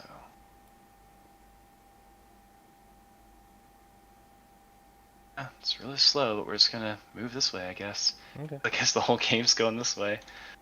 Alright. Definitely a successful operative deployment, I guess. Okay. Immediately moving the opposite direction from where we started. Alright, and I just have my purple guys left. And they're gonna use something real similar. I gotta see what's going on here. I'm like, I don't get it. I don't know what's going on in this objective. So move. I thought for sure we were both gonna take our own payload across. I thought it'd be each of us push the payload and then fight for the middle to be the tiebreaker. Double move. And we'll shoot. And he can still see the front group. He can see the back. We have 1 more aim left on Thrawn. So we'll do a double rainbow into those guys. There's one guy you can't see. FYI. You can't see. The guy, this dark red one. Oh. Well, then I'll just... I think you'll have to cohere Yeah. a little more aggressively to see. Yeah. You can see him. There you go. And do you lose access to the exemplar when you have to go forward? Oh, I think you do. Go like this. You'll have to. Okay, let me remeasure it because I think I had extra space there. I was like, all right, if he's gonna take these weird shots, I'm gonna make you really see my Weird guys. shots. Yeah, I'm behind a building and behind a hill, and somehow everyone's seeing me. It's a full move. My cover, my poor cover. What's cover? I didn't think any shots were gonna be happening over here. There. I'm like, all right, I gotta really measure and make sure I have no line of sight drawn to me. Where's your silhouette? There you go. That's the follower will have to do the seeing on the third What? guy. Doesn't it go past the edge? You're still at? I think I'm solidly behind. Move this guy and see. Pretty close. I guess it's close enough. Yeah, well, we could move over. Like, Okay. here. We'll roll. It's fine. It's one guy. You can roll it. So now he can see Thrawn, and then he can see. Oops. Oh, not Yeah, back yeah, there. that's fine. Up here. Now he Yeah. can see it. It's pretty clear. All right. So Yeah, pull I guess I'm through- just surprised. I just thought this building was line of sight blocking. Apparently, it's not, because I have all my guys in the middle back of it, and they're being seen. Well, I mean, I'm like, speed actually, bikes he's are on the right stupid side. He's fast. on the other side of the building. He's on the right half. All right, Like, over apparently, here. buildings don't I mean, it's still. line of sight rules. it's Yeah, no, still I a get crit it. hit. It's So just like, you have let's roll the crit. you're rolling for one. Yeah, let's take the one. So there's Well, I'm gonna two lose the special. guy. Lose that one. There you go. This is sillies. Okay. And then we won't spin strike and fade. Sense. I think I just have one guy left. Just, you Han. have one guy left? No, I'm all out. You just have Okay. Han left.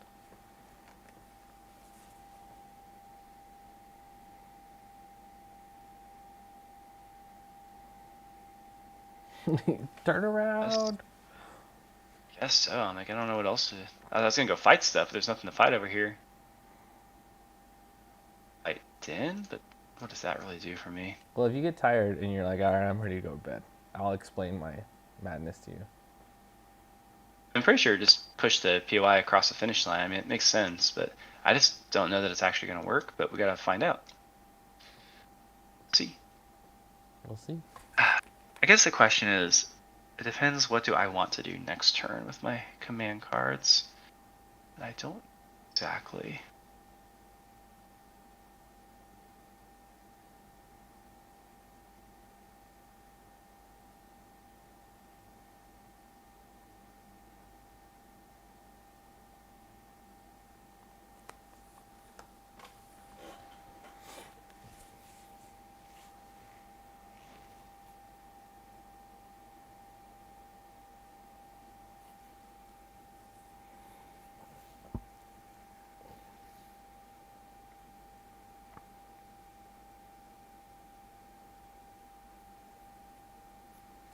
Let me check on the. Nobody's answered the question.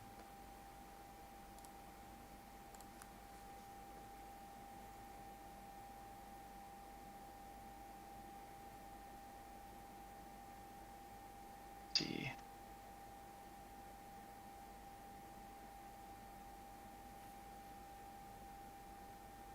What do I get if I do all this?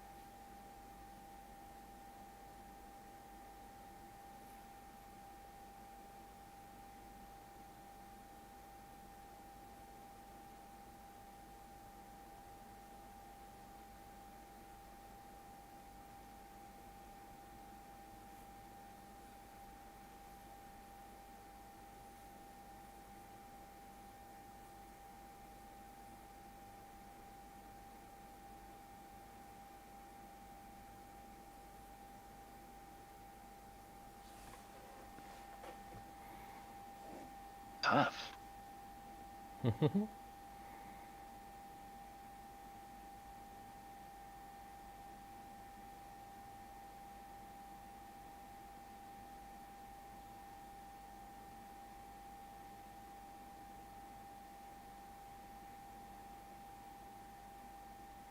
If I get in trouble with Han, it's like you don't have to go forward because you have an order, but it feels weird to sit back and do nothing Mm-hmm. out in the middle of everything.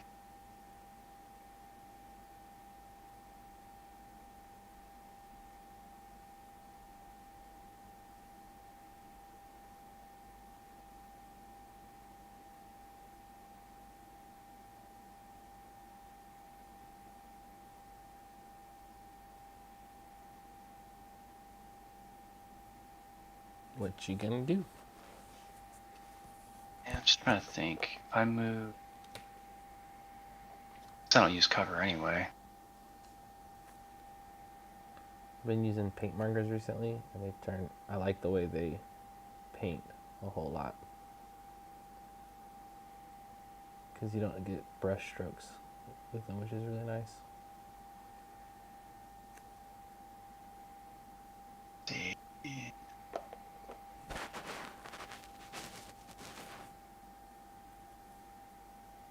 So you go up to 3 suppression if you double spray.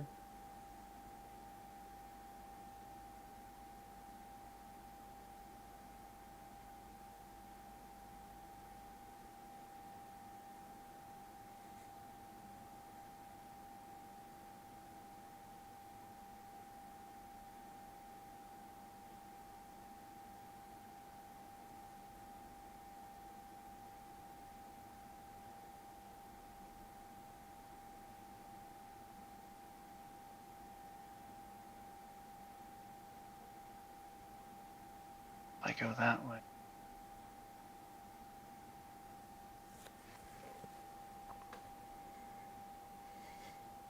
I really stumped you, haven't I?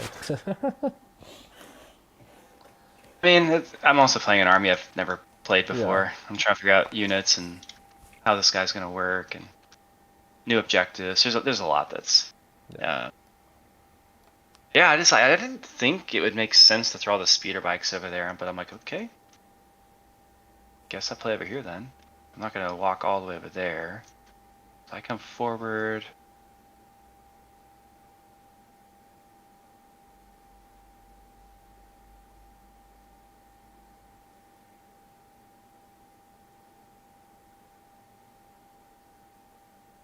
I don't have to go so far.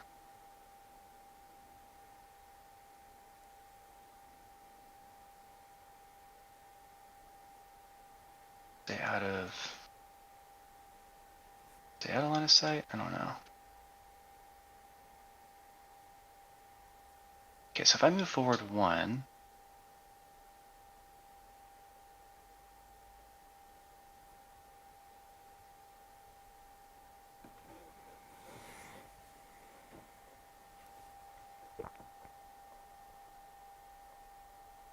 Let's see. Did I just shoot in? I guess so. Yeah. I shoot in.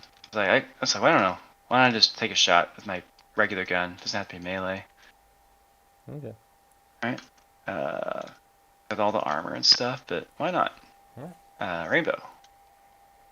Try it.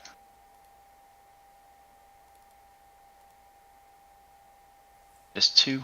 2 for cover. 2 regulars. Dodge 1. Roll the other. Locked it. It's got a pierce. You roll another one. Oh. Gotta roll one more time. Yeah. Roll that one. Take 1. Damage. Hey, alright, cool. He's only a 5 HP character, I think, so. Yeah. Ooh, okay, alright, good job, Han. I see how this works now. Alright, there we go. That was the move. I was trying to figure out. That makes more sense now. Alright, so now I do my reinforcements. Yeah. Which is these guys. And reinforcements is speed 1.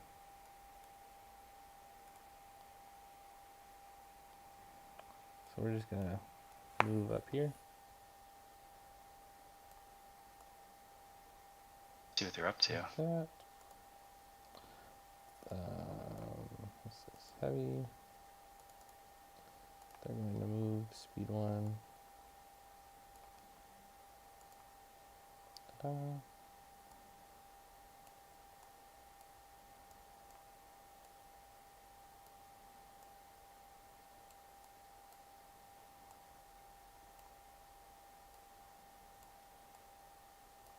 Like that. And then Thrawn will move speed 1.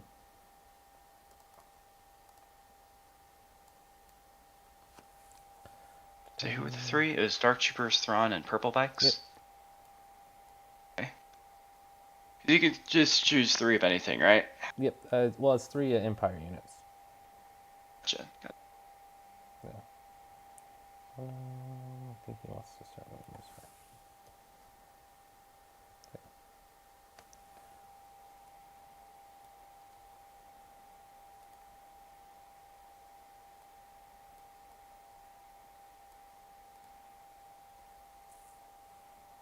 Alright. That's him.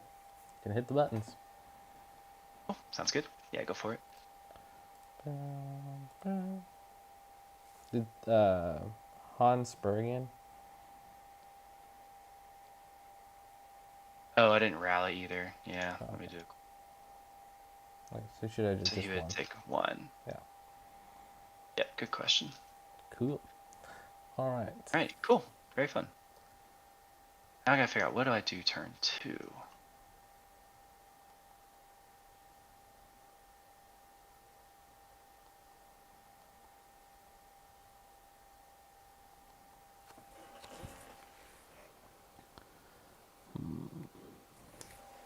I think that's what I do. Because if I do that, then everyone's got a lot of control. I lost my pass because one of yours died.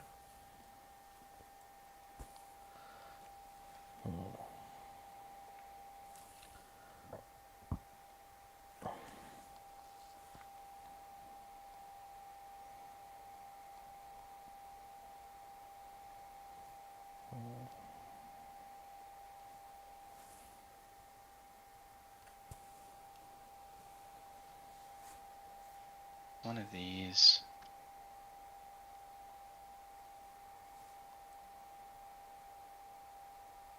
Say.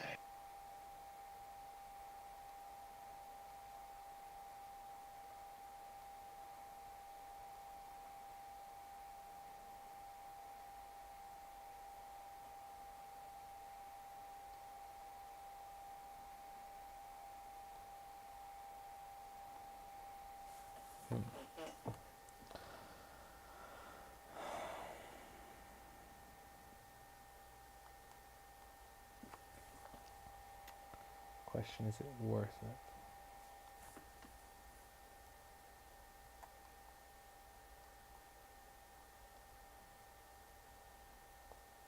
That's probably not right. These Let's try this.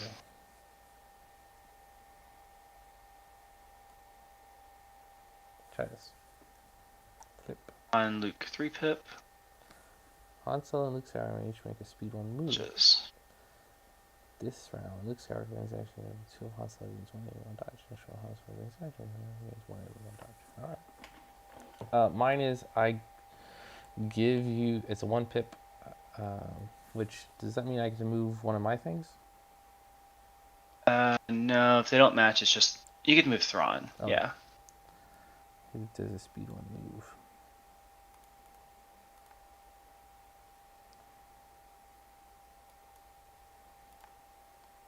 Is it a move or a move action? Just a move. Okay.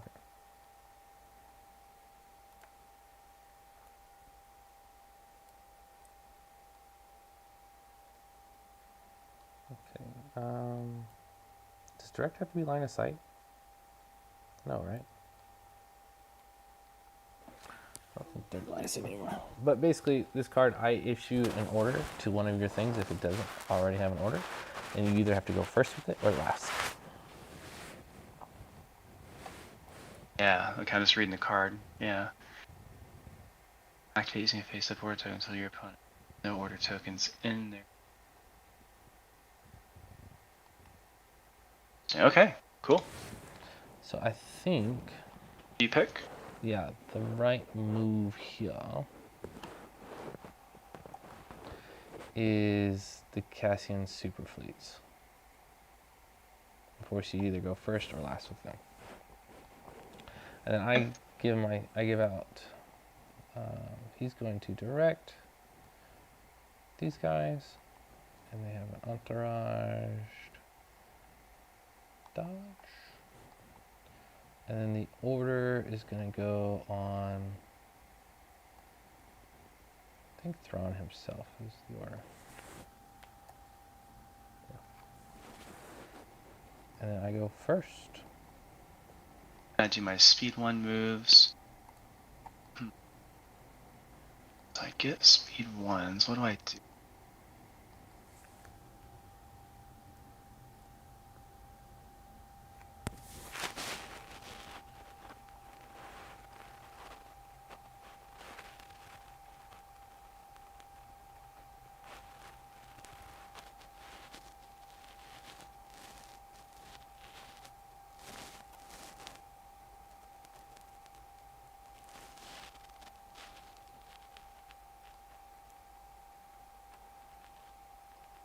pump him.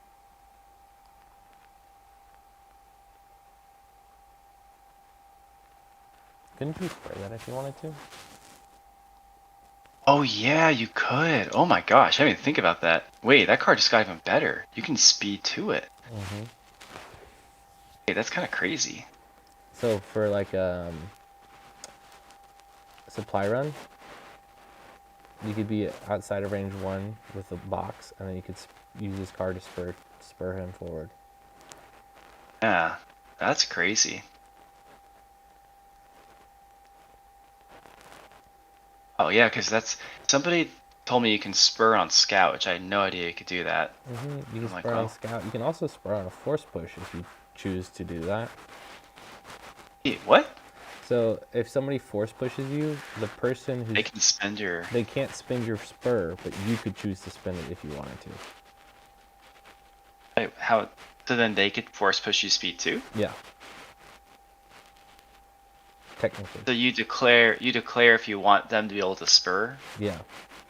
So like if you're force pushing me, I'd be like, I'm spurring, and then you go, great, here's a speed 2 force push. Yep. So the only reason you do that is give yourself suppression? That doesn't seem. Suppression, That or feels like somebody's gonna throw you really far away, maybe. Yeah, I wouldn't want to give my opponent options though. That doesn't Yeah. seem helpful. It's not helpful at all, but technically, according Okay. to the rules, you can do that. Okay. Alright, okay, that's what I was missing. I was like, okay, I don't think you'd want to.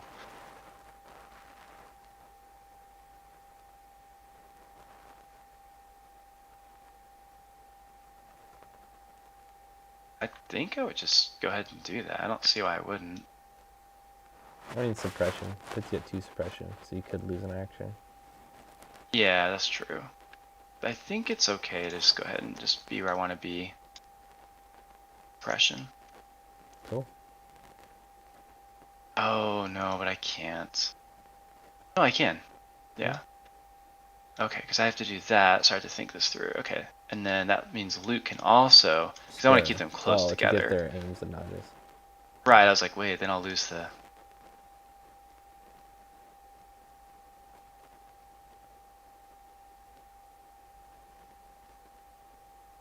Okay, there you go. Pretty good. Oh.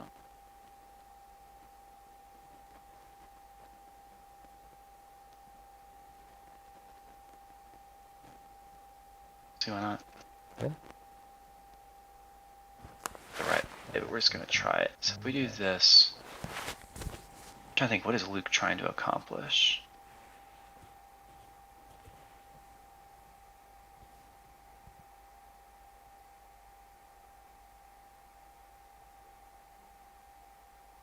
Just heroes feel weird to play. They're like squishy, but fast. Yeah. But at the same time, they're so big, and I'm like, I don't know how to play them. I'm like,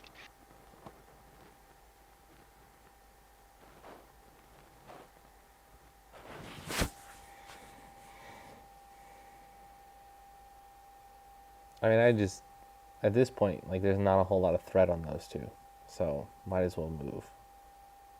Like, yeah, let's kind of make sure they're range 2 of each other.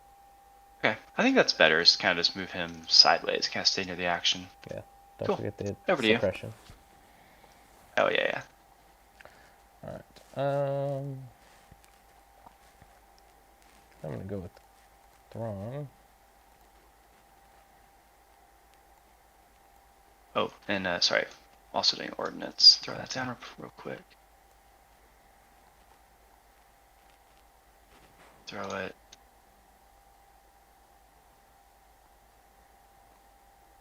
Be somewhere over here. Shoot anything?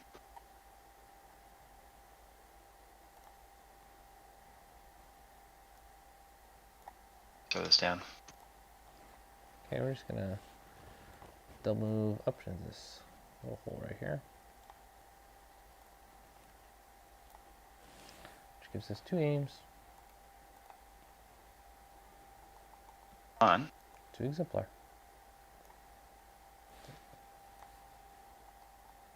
So you're gonna go last with your fleets? Yeah, I think that's fine. Fine. Yeah, I guess I'll just aim charge. guess.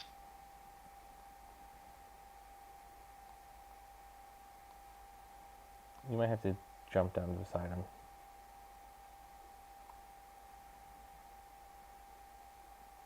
Yeah, I think you just got jumped out beside him.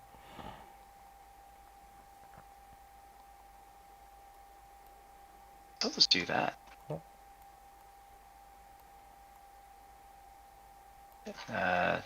I get it, right? When begins his within 2, he gains. Okay, so Han gets the aim dodge. Okay. So I guess actually, we'll just hold the other action and see what we need afterwards. Okay. So we don't need to keep moving. Go Like for red, 2 white. Like that. So 4 pierce 1. I think at 5 pierce 1. Right, Yeah. Take 4. 1, 2, 3, and 4. And the aim, so that's gone. And then I'll take a dodge. Okay. Cool. Alright, we're going to go with the darks, and we're going to get our move on.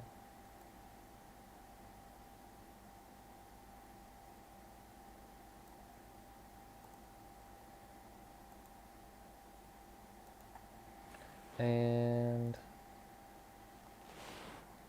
yeah, we're going to shoot at the bigger group of dudes, and we're going to use our blast cannon to do it.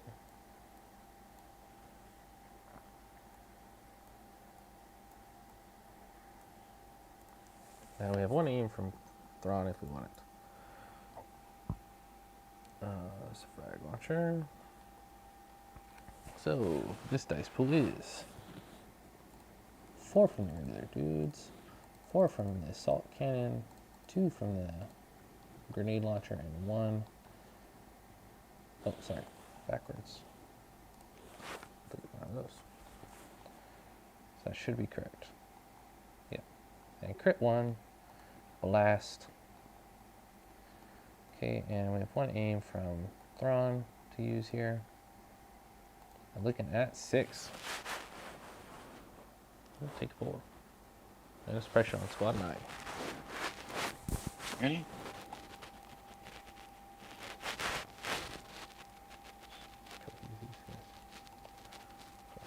You did this pressure now, or did I do that? You do that. Yeah, we should both be at 1. Because Okay, squad 7 gotcha. was shot twice, and then 9 was just shot. So I think at this point, random is fine.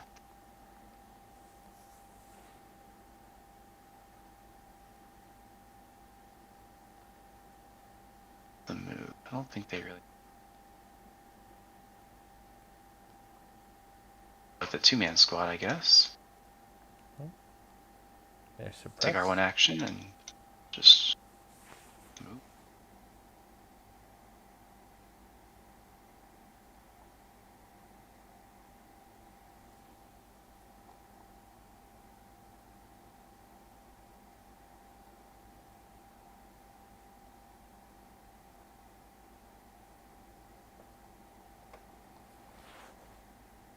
Make sure I get best cover I can get. Okay, over to you. Okay, cool. I'm just gonna go from the stack at this point. We got the darks again. Don't mind that. Or do I? Hit those tongs. Okay, so we're gonna move. And then we're gonna cohese 1 dude really far forward so that we can make sure we see both tongs. You know, I think I can see them over the hill. Now we have 1 more aim to spend. And a dodge token. So move shoot. And we're going to shoot those tawns back there. Speed 3. Or range 3. Yep. Yep, so this is just 9 white. Or black, sorry. It's 4 for the regular dudes, 4 for the heavy, and the extra heavy. Crit one with a name from Thrawn. Hoo-hoo. You like that? Alright, so you're looking at 8. I don't think you have cover from anything. I like cover from the area. Oh. Doesn't matter. Ooh, barely survives. I think Rebel Tauntauns suck. This is my third. This is how every game has gone. They just start getting blown away before they do anything. Yeah. Dude, I mean, I've played plenty of Empire, but like, dude, Empire just beats Rebels, man. I'm like, because Empire can just shoot stuff. Rebels have to do all this moving and dodging, and I'm like, they just suck. Well, I just got 2 full shots off with my darks before they took any attrition, so.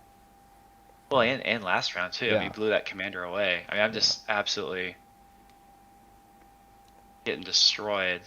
I've gotten 1 good shot off with Han, and I've taken like 6. No, I've taken 1, 2, 3, 4, 5, 6, 7. I'm taking a lot of wounds. Yeah, and I've done 1 attack this game. I'm like, ah. That's 10, 14, 16, 18 wounds so far. Yeah, it's just like so demoralizing. It's like I just don't even get how to. Like I just don't get these tauntauns, man. Like they're 100 points, and they just kind of die. They're really overcosted, I think. Like. Yeah, like it's just they're not even fun to play. I'm like. I think you have to. I don't play them, think like hyper aggressive, to allow, but as a utility piece to allow other things to get into position. Like I think. How many tauntauns would you run? 1, 2, 3, or 4? Probably 2, or 6. and then 3 sleepers. Like. So honestly, if you do that, just heads up, that's 500 points for those 5 units. That's Yeah. half your army. So you're throwing away 2 tauntauns, and your sleepers will hit once and then dies. That's half your army dies. What is essentially 3 attacks. Or you could do 2 tauntauns and double land speeder. I just think your list evaporates like super fast. I also really like tauns in Mandalorians, because then your Mandalorians aren't being focused, your tauns are being focused, and if your tauns are going first, like I think you honestly have to like try to have order control with them. Yeah, I mean, I'd be interested. You should try tauns sometimes. I'd be interested if you could figure it out. But I'm telling you, man, I cannot figure out tauntauns. Alright. It's just every time I play, it's like they just get. Yeah, I mean, I think it's just over. I'm like, I don't even know what to do at this point. So you want to know my plan?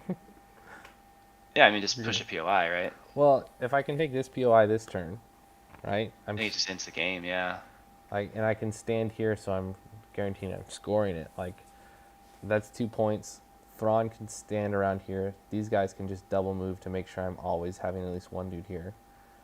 These guys have to move and do something, but because I'm standing behind line of sight blocking, The thing is, like, yeah, if I bring Luke, Cassian, everyone, if I bring everyone, it's still a fight and you're still scoring. And then meanwhile, this does nothing. Like I'm not doing anything here. My FD dish can't move. Like I'm just like this list is just. Yeah, literally. The best thing I had going for me is the center. Yeah, I was trying to just hold this center, like delay the center until my swoops and my darks could come this way. Because what I would do is use you have something I want, and drop my darks like over here, and now I'm defending this side that's slowly pushing forward while fighting you for the middle. So it's literally I just have to delay the middle until my speeder bikes can come sweep around. I think what feels really bad with this list is like turn 1, I have all this speed and movement, but I just sit there. Like I don't do anything with it. And then turn 2, I'm trying to do things, but at that point I'm already losing stuff. It's like, well, I think but if you just dive in there turn 1, you just die so fast. Well, I think if you would have just dived this side, like there would have been nothing I could have done. Like we would have just traded sides at that point, and then it would have become a brawl over the middle. And because you have more units that are faster, you would have taken it. I think if I dive over here, you would have started deploying more stuff and just move, shoot, and I would have just lost a lot of guys right here. They all started dying. Well, like it just puts me in a tactical disadvantage. And like, and these things. Here, I'd be curious. Let's reset the room real quick and see if we just like speed. Like I put one down, you put one down. Right, because you're just gonna move your speeder bikes, dark troopers. Like I'm gonna get blown off the table so fast. Well, my plan is still just to do this. Like, no matter what, I want this. And then if you're coming over here, okay, drop my dark troopers back here. At some point, you already have this side 1 with only 1 or 2 units, because I'm not really putting much. I put like a rebel trooper there. I wasn't putting a lot of stuff down. Well, at least with my speeder bikes. Like, I'm going to put my speeder bikes over here, and I put my darks over here, which means Thrawn gets stuck over here. So then I would run Why this Thrawn? way. Why does Thrawn have to be there? Well, I like Thrawn because he gives all the aims and dodges to the dark troopers. So, yeah. He supports them really well. But if it was really clear by the time, like, okay, it's ready, it's time to put Thrawn down, and you're like all over here, then I would have probably deployed Thrawn here, just thinking, okay, I'm just gonna round 2 move my darks and do something else with them. Right. That's why I was like, well, I don't really have a great choice here. Yeah.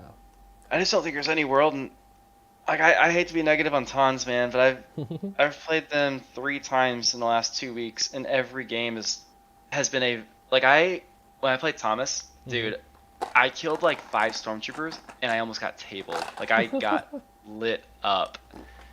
I killed a couple stormtroopers. Oh, it was. I mean, I had taken something like 60, 70 wounds and done 5, and I was like, dude, this sucks. And I played someone else online. I forget what I was playing against, but yeah, I like this. Yeah, list with I mean, Thrawn. I don't know. Yeah, the Empire list is good. Like, don't get me wrong, but like, yeah, try Tons sometime, man. I hate to be negative. I'm like, I just don't think they're good. Let me pull it up. Let me pull up my list. The hyper aggressive is an interesting idea. I'd want to see that done, because everything, like I'm being defensive with them and they're still dying. If I put them out even forward, I think they're just gonna die even faster. And it hurts to lose them because they are 100 points. Yeah. Like 95, I should say. But if you throw any upgrades on them, they get more expensive. Like they typically come in at 100 points. And it's like, man. Like if you play 100-point everything, you're gonna be running like a 9-act list. Yeah. With heroes and 100-point units. Okay. So it's like, man, 100 points is basically 2 activations worth of points. Yeah, let me see. So this is, I have it on my stream pulled up. Oh. Is that, it's just, can you link it to me? Himamalo is the stream name. Here, let me share it with you. Let's see. Share. Copy. I'm like, I'm just gonna like, I don't even think I'm gonna buy these Tons, man. They suck. I thought about buying the Hondo and Weequay, but it's actually the same. Like I was list building, I'm like, dude, I can't convince myself that it's good. Yeah. Like I just can't see it. So this is one version. Until we get a Raider Battle Force. Yeah, let's see. Tons, because Luke, you can have force push on him, which I think is actually ridiculously broken. Having a force push on a Ton, especially a red saving Ton like Luke is, and into the fray. Then I like. So this whole list is Benton just run in there, and then you have Chewbacca Guardian. So he's gonna Guardian. Which ones? Everything. But he can't run as fast as the Tauntauns. Well, he can run in first, though. He only has to stay within range 1 of them. So he can move speed 2 up the board, which is range 2 up the board. And if the Tauns run range 3 up the board, he's still within range 1 of them for Guardian round 1. Okay, yeah. And so that's going to help them, and they'll have 2 dodges. And so you have Wicket, because Wicket's just fun, and Scouting Party 2. And so you can either Scouting Party the Ewok Super Squads, which are just going to be really crazy and annoying, but they're 88 points. So this is a little thing that's annoying. Is Ewok Super Squads are 6, 7, 11 dudes, so it's 11 health white saves, and they're just a little bit slower than Tons, and they're 88 points versus 8 health white saves surging for 95 on Tons. The Tons, I think, say that again? So Ewoks, you're saying skirmishers are 11 health, right? With the Axe Ewoks and the Super Squad. And the white saves. Yeah. And so their job is essentially the same as the Tauntauns. Run in there and cause havoc. Because that's what Tauntauns are supposed to be doing, is running in and causing havoc. Sure. And they're a full, like, what is that, 8 points cheaper for 3 more extra health. and they're probably going to be doing more damage, just on average. So I think that's something that's a really a interesting play. Is you basically have with the skirmishers cheaper tauntauns. But if people are shooting the tauntauns, that means they're not shooting the skirmishers, and if they're shooting the skirmishers, they're not shooting your tauntauns. And so it's giving people a lot of problems to have to deal with. But I feel like people run so many efficient gun lines, they're just gonna rip. Like, I don't even think the target selection matters at that point. They're just gonna rip through the list really fast. By the time you get to turn 2, you're gonna be down at least 2 activations. Well, hopefully you'll have Chewbacca helping you out with his Guardian 3. And he still has teamwork with Han Solo, so, which is kind of nuts that you can just, if you play standing orders, you give the order to Chewbacca because he's literally the only one that needs an order and matters about an order. And then Han Solo gives him an aim and a dodge to run out there with, so he can double move there, aim and dodge. Luke Skywalker can run after Han Solo, give Han Solo a dodge from the take cover, which would give it to Chewbacca. So like you can. Chewbacca's interesting. You can make him pretty. Yeah, tanky. Luke, Han, Chewie is interesting. I like that because it gives you a real good way to keep Guardian alive out there for a while. Yeah, I do like the Guardian. That's a good idea. And it basically just gives you a little bit of a safety net. I mean, Chewbacca's gonna die after 4 hits, but that's 12 potential damage that's not going towards a Tauntaun or Han or Luke, round 1 and 2. And I think that's worth a 90-point sacrifice. So you're essentially paying 90 points for 12 extra health somewhere, on average. Okay. Sure. So, which I think is pretty good. Okay, yeah, I can't see the rest of the list. Below Fleet Troopers, what do you have after that? Just Teutons. Teutons. Yeah, so it's a total of 11. What are the cores that you have? Just 2 Rebel Troopers, a Fleet Cassian Super Squad, and 2 Skirmishers. So it's 5 core. Okay. Yeah. So just 2 Naked Tons, yeah. 2 Naked Tons. Yeah. And then for your cards, like Courageous Counterattack is hilarious. Because you can just throw it on your Ewoks, and all of a sudden your Ewoks are like round 2. Courageous Counterattack, pretty gnarly if your Ewoks have been shot up this round 1 and they're still alive. Does that give them infinite courage too? Infinite courage, and they get the extra dice for everything that's died. That is interesting, because you have Cassian and Ewoks that are all working that way. Right. And so like I feel like that's actually a little bit of a sleeper play nobody's messed around with yet. Sure. Because this is a total just melee brawl run at you. And so like Bunker Assault is not terrible because you have Han and Luke running in there, and you essentially trade sides. You put your 2 Rebel Troopers on one side to defend and everything else on the other side, and you just run for it. And then if you can conquer their bunker, you run to the other side. And then Breakthrough, similar idea, but because you're so fast with your Tauns, you can run 2 Tauns plus Han and Luke and Chewie all to one side and run Wicket and everything else to the other, because Wicket shares his courage bubble with the Ewok skirmishers as a commander. Okay.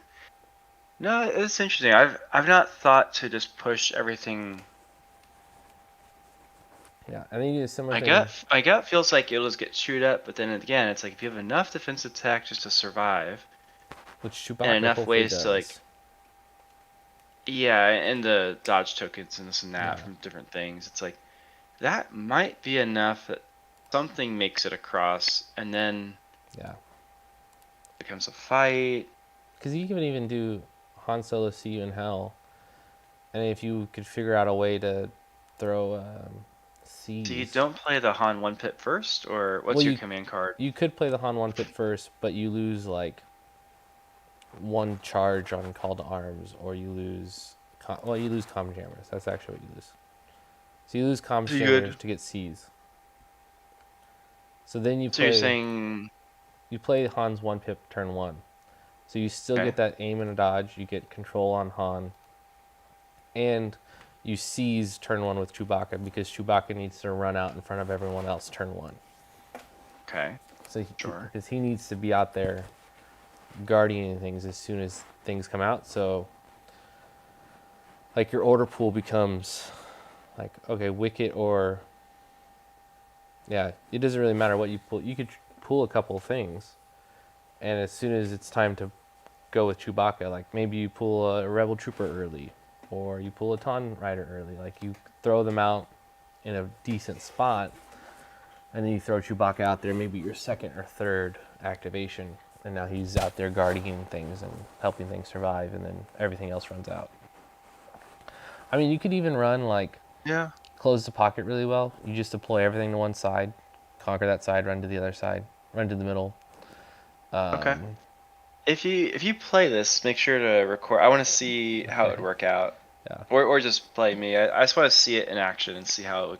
And then It's the thing with Legion. It's like seeing how different units work, right? Because you have to, like I'm doing, you have to like play it once to get a feel for it, or be able to watch a video, but you can't all see a video of the units that you're after. Yeah, and then also like contact, like you just run up the middle, and you just conquer everything in the middle, and you don't really even worry about the one on the left because if they're going for that, then like you don't need to worry.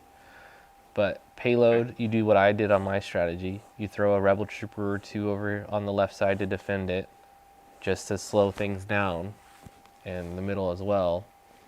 And then you throw everything that's super fast up at the enemy's like point. Okay. And then you pivot sold mid. on that. That made sense. I liked the play because I was like, okay, I could see a few guys going there, but when you kept loading that, I was like, I'm just gonna explode it, But I think But it's 2 every turn. So like. No, I think I would have defended if like losing the commander really hurt because I lost the ability to shoot your speeder bikes turn 1. Yep. I can't share a courage bubble, and then my Tauntauns got 4 red dice with no cover, which should have killed a bike. I just got really unlucky on the roll. Attack. Yeah, but like it should have started. You know what I mean? It's like it should have started killing things pretty quick. Yeah. I think this is actually a really good play on payload. Is if you have speed on your side, overloading theirs and then running to the middle, because I see it. It's almost impossible for them to score your side round 2 because it's range 4. So they would have to completely double move both times. And even if you have 1 or 2 guys who are sitting there, that's probably enough to keep it.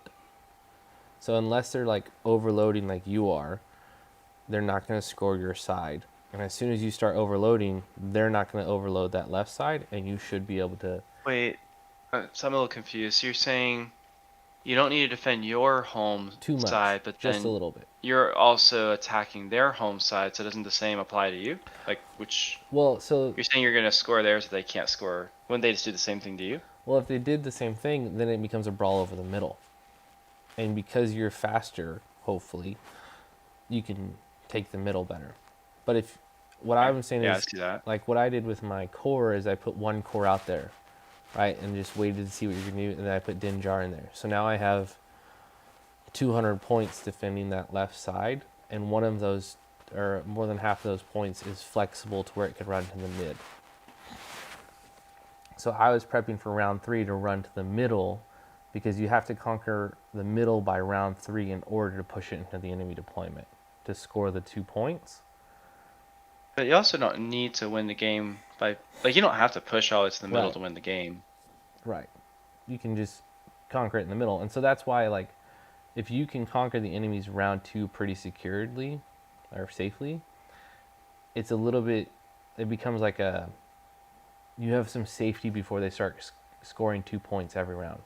And so it gives you enough time to get to the middle to start winning on the primaries, if you're not winning on secondaries already. And I think most people are not going to initially like load up. They're going to go for the middle like you did and defend theirs. And so depending on what they do, you can kind of play around with it a little bit. But I'd be interested to try payload again with a list that I'm more comfortable with. Yeah. Like I see what you're saying. It's just hard for me to draw conclusions because like I'm playing a list that I'm really uncomfortable with, like Tauntauns, Yeah. Lucons. Like I don't know how to play them. Well, I think payload actually really like works well with speed, because if you can conquer one of the sides, you can move to the middle easier. And so if you have speed 3 or like fast moving units, yeah. it Like I think the plays to you a little bit Jin easier. Mando list would have worked better than the Oh, Tauntaun yeah, list on here. payload for sure. Yeah. Or even Cauldron. So Yeah. Cauldron's another interesting one because you have to maintain control of your bottom.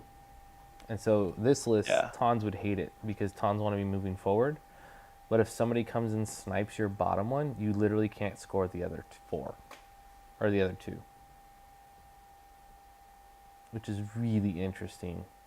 Like it forces you to stay on your home POI. I feel like Cauldron rewards gun lines. Oh yeah, 100%. You set up a gun line on both your home POIs, so that's your defense and your 2-point scoring, and then you use your guns to harass the other objectives. And suppress them and send a linebacker to score one side. Yeah, and suppress, right? It rewards shooting. I think Cauldron makes a lot of sense for shooting. Like shooting and suppressionless. It literally is like, I'm gonna set up 2 different camps of guns, go into the middle of the board. You can't remove suppression. You can't be scoring it. Like it's just like, you're just gonna like, it's a kill box. Yeah, like 100%. Yeah, it's just like, well, who's gonna go for the middle then if everyone's gonna hang back? Yeah. I think with the rebels to go up on VPs, you need one person. It's like, let's say it's a standoff. You know, imagine any objective, payload, Cauldron, and seeing that I don't have the range. You know, I can't go even with this Empire list. I'm like, okay, well, I'm just gonna choose not to get in a shootout. I'm just gonna hide my guys, take dodges, no shooting, no trading damage. You need one guy who can go out onto an objective and score points safely. And that's where like Jin, Commander Luke and all can really do some work, is you just send a hero out there. Courage 3, independent move, nimble, dodge. Like Jin is great for just tagging an objective and breaking that stalemate. Yeah, she Almost is. like I like Rebel to have Jin right now. She's a lot of fun. I think if I was going I'm just not sold in this. This is not settled on Tauntauns, man. Almost like they. Yeah, I think you'd rather go. There's so many other ways to play it. What's my other Taunt list I have? Oh, this is just ridiculous. Bad. Okay. So I think if you're gonna run, I actually like this idea. That's like a bunch of just fast things.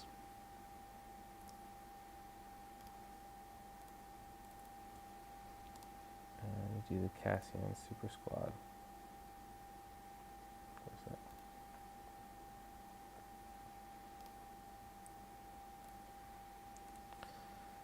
So even this, you could, which is funny, you can give Luke burst of speed because he doesn't need it. But I think that's actually not bad to do something like that. And then give your 2 air speeders strike and fade. Give these guys prepared supplies and rockets. You have 2 points left. Give him environment there. It's like something like this with Luke Skywalker only. So you do Luke Ton. Sorry, what are you showing? So it's yeah, let me move this over here. So it's Luke on the Tauntaun with Force Barrier and provides orders, which I actually think that's not a bad move to throw on Luke, because like you can recover pretty easily and you're still pretty useful. Oh, I just think I realized something. I think your stream's on a delay. I'm like, I was trying to understand. Oh yeah, it's on a delay a little bit. Oh, okay, because I kept like trying to like line up. I was like, I'm not seeing the list. Okay, that's why. There it goes. Yeah, I just moved it to the middle of the screen so it should see easier. But Luke Skywalker, Cassian Superfleets, which you could trade Cassian Superfleets, maybe. But I like Cassian Superfleets. I just think it's ridiculous. I think it's like a. Right now. Yeah, I think you just have to take them. They're going to get some kind of nerf because they're just ridiculous. Yeah. And then you take 3 Mandalorians, or you could do 2 Mandalorians and a Ewok or something. Like, you could mess around with that a little bit. Then 2 Tauntauns and 2 Airspeeders, and you take the free guns. But, like, I think maybe you do the... Oops. Maybe you do the Skirmishers. I actually like Skirmishers. Just feels very low act. Like, it's 11 act, but then as soon as things start, like, either the Tauntauns, the Troopers, like, something's going to die very quick. Or, like, everything's very fragile. Well, I just don't know what round 5 looks like.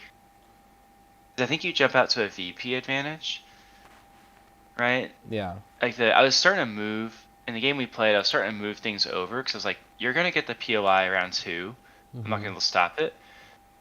But I think I could just end up punishing it by just killing so many guys if I move everything over. Yeah. That I'll be able to score the VPs back by moving the center into the deployment zone for 1 round. And then it becomes offsetting and we're going to kill points. Yeah. That was the... I didn't want to play out like all 5 rounds. So that was the thinking, is that if I start moving that way, I might go down round 2, but there's a lot of time to come back. Yeah. This might actually be better though with a slinger, and then you take those extra points and put in some upgrades. So you take trooper captains on the rebel troopers, and then you can give your airspeeders hotshot pilot. So there's sharpshooter 1. So now you have 2, 4, 6, 7 speed 3 units that are all running around shooting, and like, that's pretty terrifying, I think, just in general. Just have 7 speed 3 units. And the Luke, Wicket, Chewie, Han list is interesting. Like, I really want to see a video of you playing it. I'm like, it's just crazy enough that I'm like, I want to see it. I like it. It's the one thing in Legion that I try to be careful with list building is saying I'm going to do exactly this game plan. And this is kind of what clones run into, is this guy needs to be within range 1 to use this command card works range 2. It's like, once you start doing that, once your army is tied together, like they have to move together, that it makes game plans very like, I have to play this like death ball of troops, like I can't split it up. And if you run into an objective, which I'm trying to force with like the 13 act rebel list a lot, is as soon as you start pulling the game in 2 different directions, those lists just like start losing all their synergy. Yeah. That's the only thing that I'm like, man, I want to, but you gotta keep Chewie range 1 and with a point decrease, because Han Solo is 90 points base, and there's no argument out there in the world that makes sense for Tauntauns to be 95 when Han Solo is 90. Like, the only argument I can think of is that you can only take 1 Tauntaun or 1 Han. But still, it's like, it's better. Oh, but yeah, for sure. Like 1 for 1, and I think AMG's starting to design it this way, and we should list build this way, is like, you look at heroes like Cassian Superfleets or Han Solo on a Tauntaun, they're just better than another piece. Like, you should never take regular Tauntauns if you're not taking Han. It's like, there's just, one is clearly better than another, and like, it's just hard, because then it's like, you're restricted on list building. It's like, if you're not taking the good thing, you're making a mistake. Which is like what some games like Armada run into, is it presents you 10 options, but really 7 of them are a mistake and you should never do them. At least for like, there's not even like play. Yeah, there's never like like it could be better, and it's just like, no, like 95 points versus 90. It's like, no, one is clearly better than the other. Yeah. Which just kind of kills the unit of Tauntauns. Like, man, this feels bad running them. I think running 1 extra isn't terrible, but I think they're just too expensive right now. For 100 points, like, man, I could get a sleeper cell and then some. Yeah, I could just get 2 rebel troopers with shotguns. Like, there's just so much you can do. You can get Mandos. You can get Mandos and a Medroid somewhere else. You can almost get you can get like a land speeder practically. It's like, there's just so many things. Like 100 points is it just hurts. It's like, man, and when it's 4 white saves that evaporate as soon as like 1 heavy gun shoots you, you're just like, every Tauntaun is 50 points, which is like killing an entire rebel squad. Yep. Worth of points. Yeah. I'm like, man. Yeah, I just Sorry. I just don't see a world where I think the most competitive rebel list will see Operative Han Solo. I don't see Tauntauns being ultra competitive. Luke Skywalker. I think Luke Skywalker with could be good. barrier is actually really good. Force push is just fun, but you throw barrier on him, and all of a sudden, he's this super defensive tech piece. Yeah, I don't see Luke being like terrible, but I see Han Solo being great. I could see a lot of ways you could go. Okay, go Han Solo, take sleepers, build whatever rebel list. It'll be strong. I just think at the end of the day, it's like you just gotta cut the Tauntauns and spend your points somewhere else. It's just tough. They're just not there. I just don't see it. I mean, Wicket with 2 Tauns is fun, or with Han Solo, because you can scouting party them. So then you can give them a spur on that with the Han Solo or the Luke Skywalker. And so now turn 1 Han Solo could move. Wait, what? I'm not tracking. So Wicket has scouting party 2, and so you give him a speed 2 scout, and then because it's a scout, you can spur it on Han Solo and Luke Skywalker. So now they have a speed 3 scout. But doesn't his scouting party only go to the Ewoks? Nope, it's just scouting party. They had to like share an affiliation or something. I don't think so. Yeah, that share the same faction or affiliation. Well, they share you can't. Rebel faction. No, the Wicket's a mercenary. Wicket's not a rebel. Oh. Yeah. He can only scouting party Ewoks. Oh. Yeah. Otherwise, I think if Wicket was able to scouting party rebels, I think you'd be seeing Wicket all the time in rebels. That would make him like S tier. You're like, oh, I'm giving Cassian scouting party, Cassian fleets. Yes. Yeah. Or oh, I'm giving, I don't know, this lane speeder scouting party. I'm giving. Right. There's so many options. Oh yeah. You're like, oh man, I'm giving Operative Luke scouting party. It just gets crazy if you could open it up. Yeah. Yeah, I'm just like looking at the Wicket Chewie idea. Like, that's interesting. Like I said, you should definitely try that one once. That one is intriguing. I see what you're doing with the Guardian, and the courageous counterattack makes the skirmishers do something even after obviously they're going to get shot on the way in. It's like that gets interesting. Now, yeah, I think that would be an interesting one. That one has me interested. I want to see that played. I think obviously gun lines kill it, but like you could play. The trouble is if someone plays, all the different like here's a bunch of standby cards, but you have change of plans, so you can get around that. But I also think you play, Luke's 2-pip is interesting because it's basically like, okay, now you're in there, play this, and so when an enemy unit ends its activation within 2 of an allied creature trooper unit this round, the allied unit may gain 1 dodge. Which is like... Yeah, I wasn't sure how to use this. This felt like a good turn 3. The fight has already started. Yeah. I'm guaranteed to get a bunch of dodges. Because if you do it turn 2 and people are still engaging, it feels like you can miss a lot of the dodges. Because they're not going to move in and give you dodges. They're just going to aim, shoot, and be like, alright, you get the POI this round. I'm going to shoot you. I also think Reckless Diversion is a good round 2 one. Well, because if you go Reckless Diversion, you can't do Courageous Counterattack. Well, right, if you're doing that turn 2. Yes, but it depends on I think that's where it gets a little dependent on how badly did your Ewoks get shot up. Because if they didn't get shot up that bad, it's like, like, maybe I Reckless Diversion and do it on Han Solo and one of the Ewoks. And now... Do you want that, though? Well, because they're 12 dice, they're 12 health. I mean, unless there's a flamethrower coming at them, they'll probably survive quite a bit of shots. And Chewbacca can Guardian them as well. And then that protects your Tauns, it protects Luke going in, it protects Cassian going in. So it's more situational, but it is another form of protection for your units as they run in. So I just haven't gotten Reckless Diversion to really make an impact in a game before. It's like, well, I think people have figured out the just- tricks now of like, oh, I can Yeah, throw this is- 2 different weapons out. right, there's just so many tricks to get around it now. It's like, Yeah. and you have to set, because you have to set it up. You can't just play it. It's like, you need to like get the Ewoks in a place where you're drawing line of sight to a bunch of different guys. So you need the Ewoks to go late turn 1 so that you're drawing line of sight turn But 2. you have 5 cores, so you can go late turn 1. Yeah, but maybe. Depends on the. It's at the mercy of the order bag because you're going Han Solo 1 pip. Just feels like there's a lot of ways that bad luck could strike. You have improvised orders at least once. Yeah. Yeah. And Han Solo can use it twice because he's got 2 activations. So he can. What do you mean?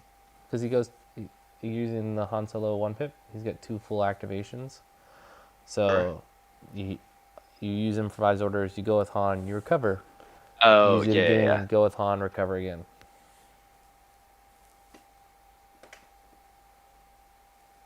So now you got 2 uses of it out You know of what's one guy. interesting with Reckless Diversion is, yeah, you could have Han run around with his other order token and keep him face up order token, and he's still a target they have to shoot. Yep. It's kind of funny. The only downside, it's like you could make them shoot you, but the only downside is they want to be shooting you anyway. Yeah. You don't benefit from cover. You're 6 HP.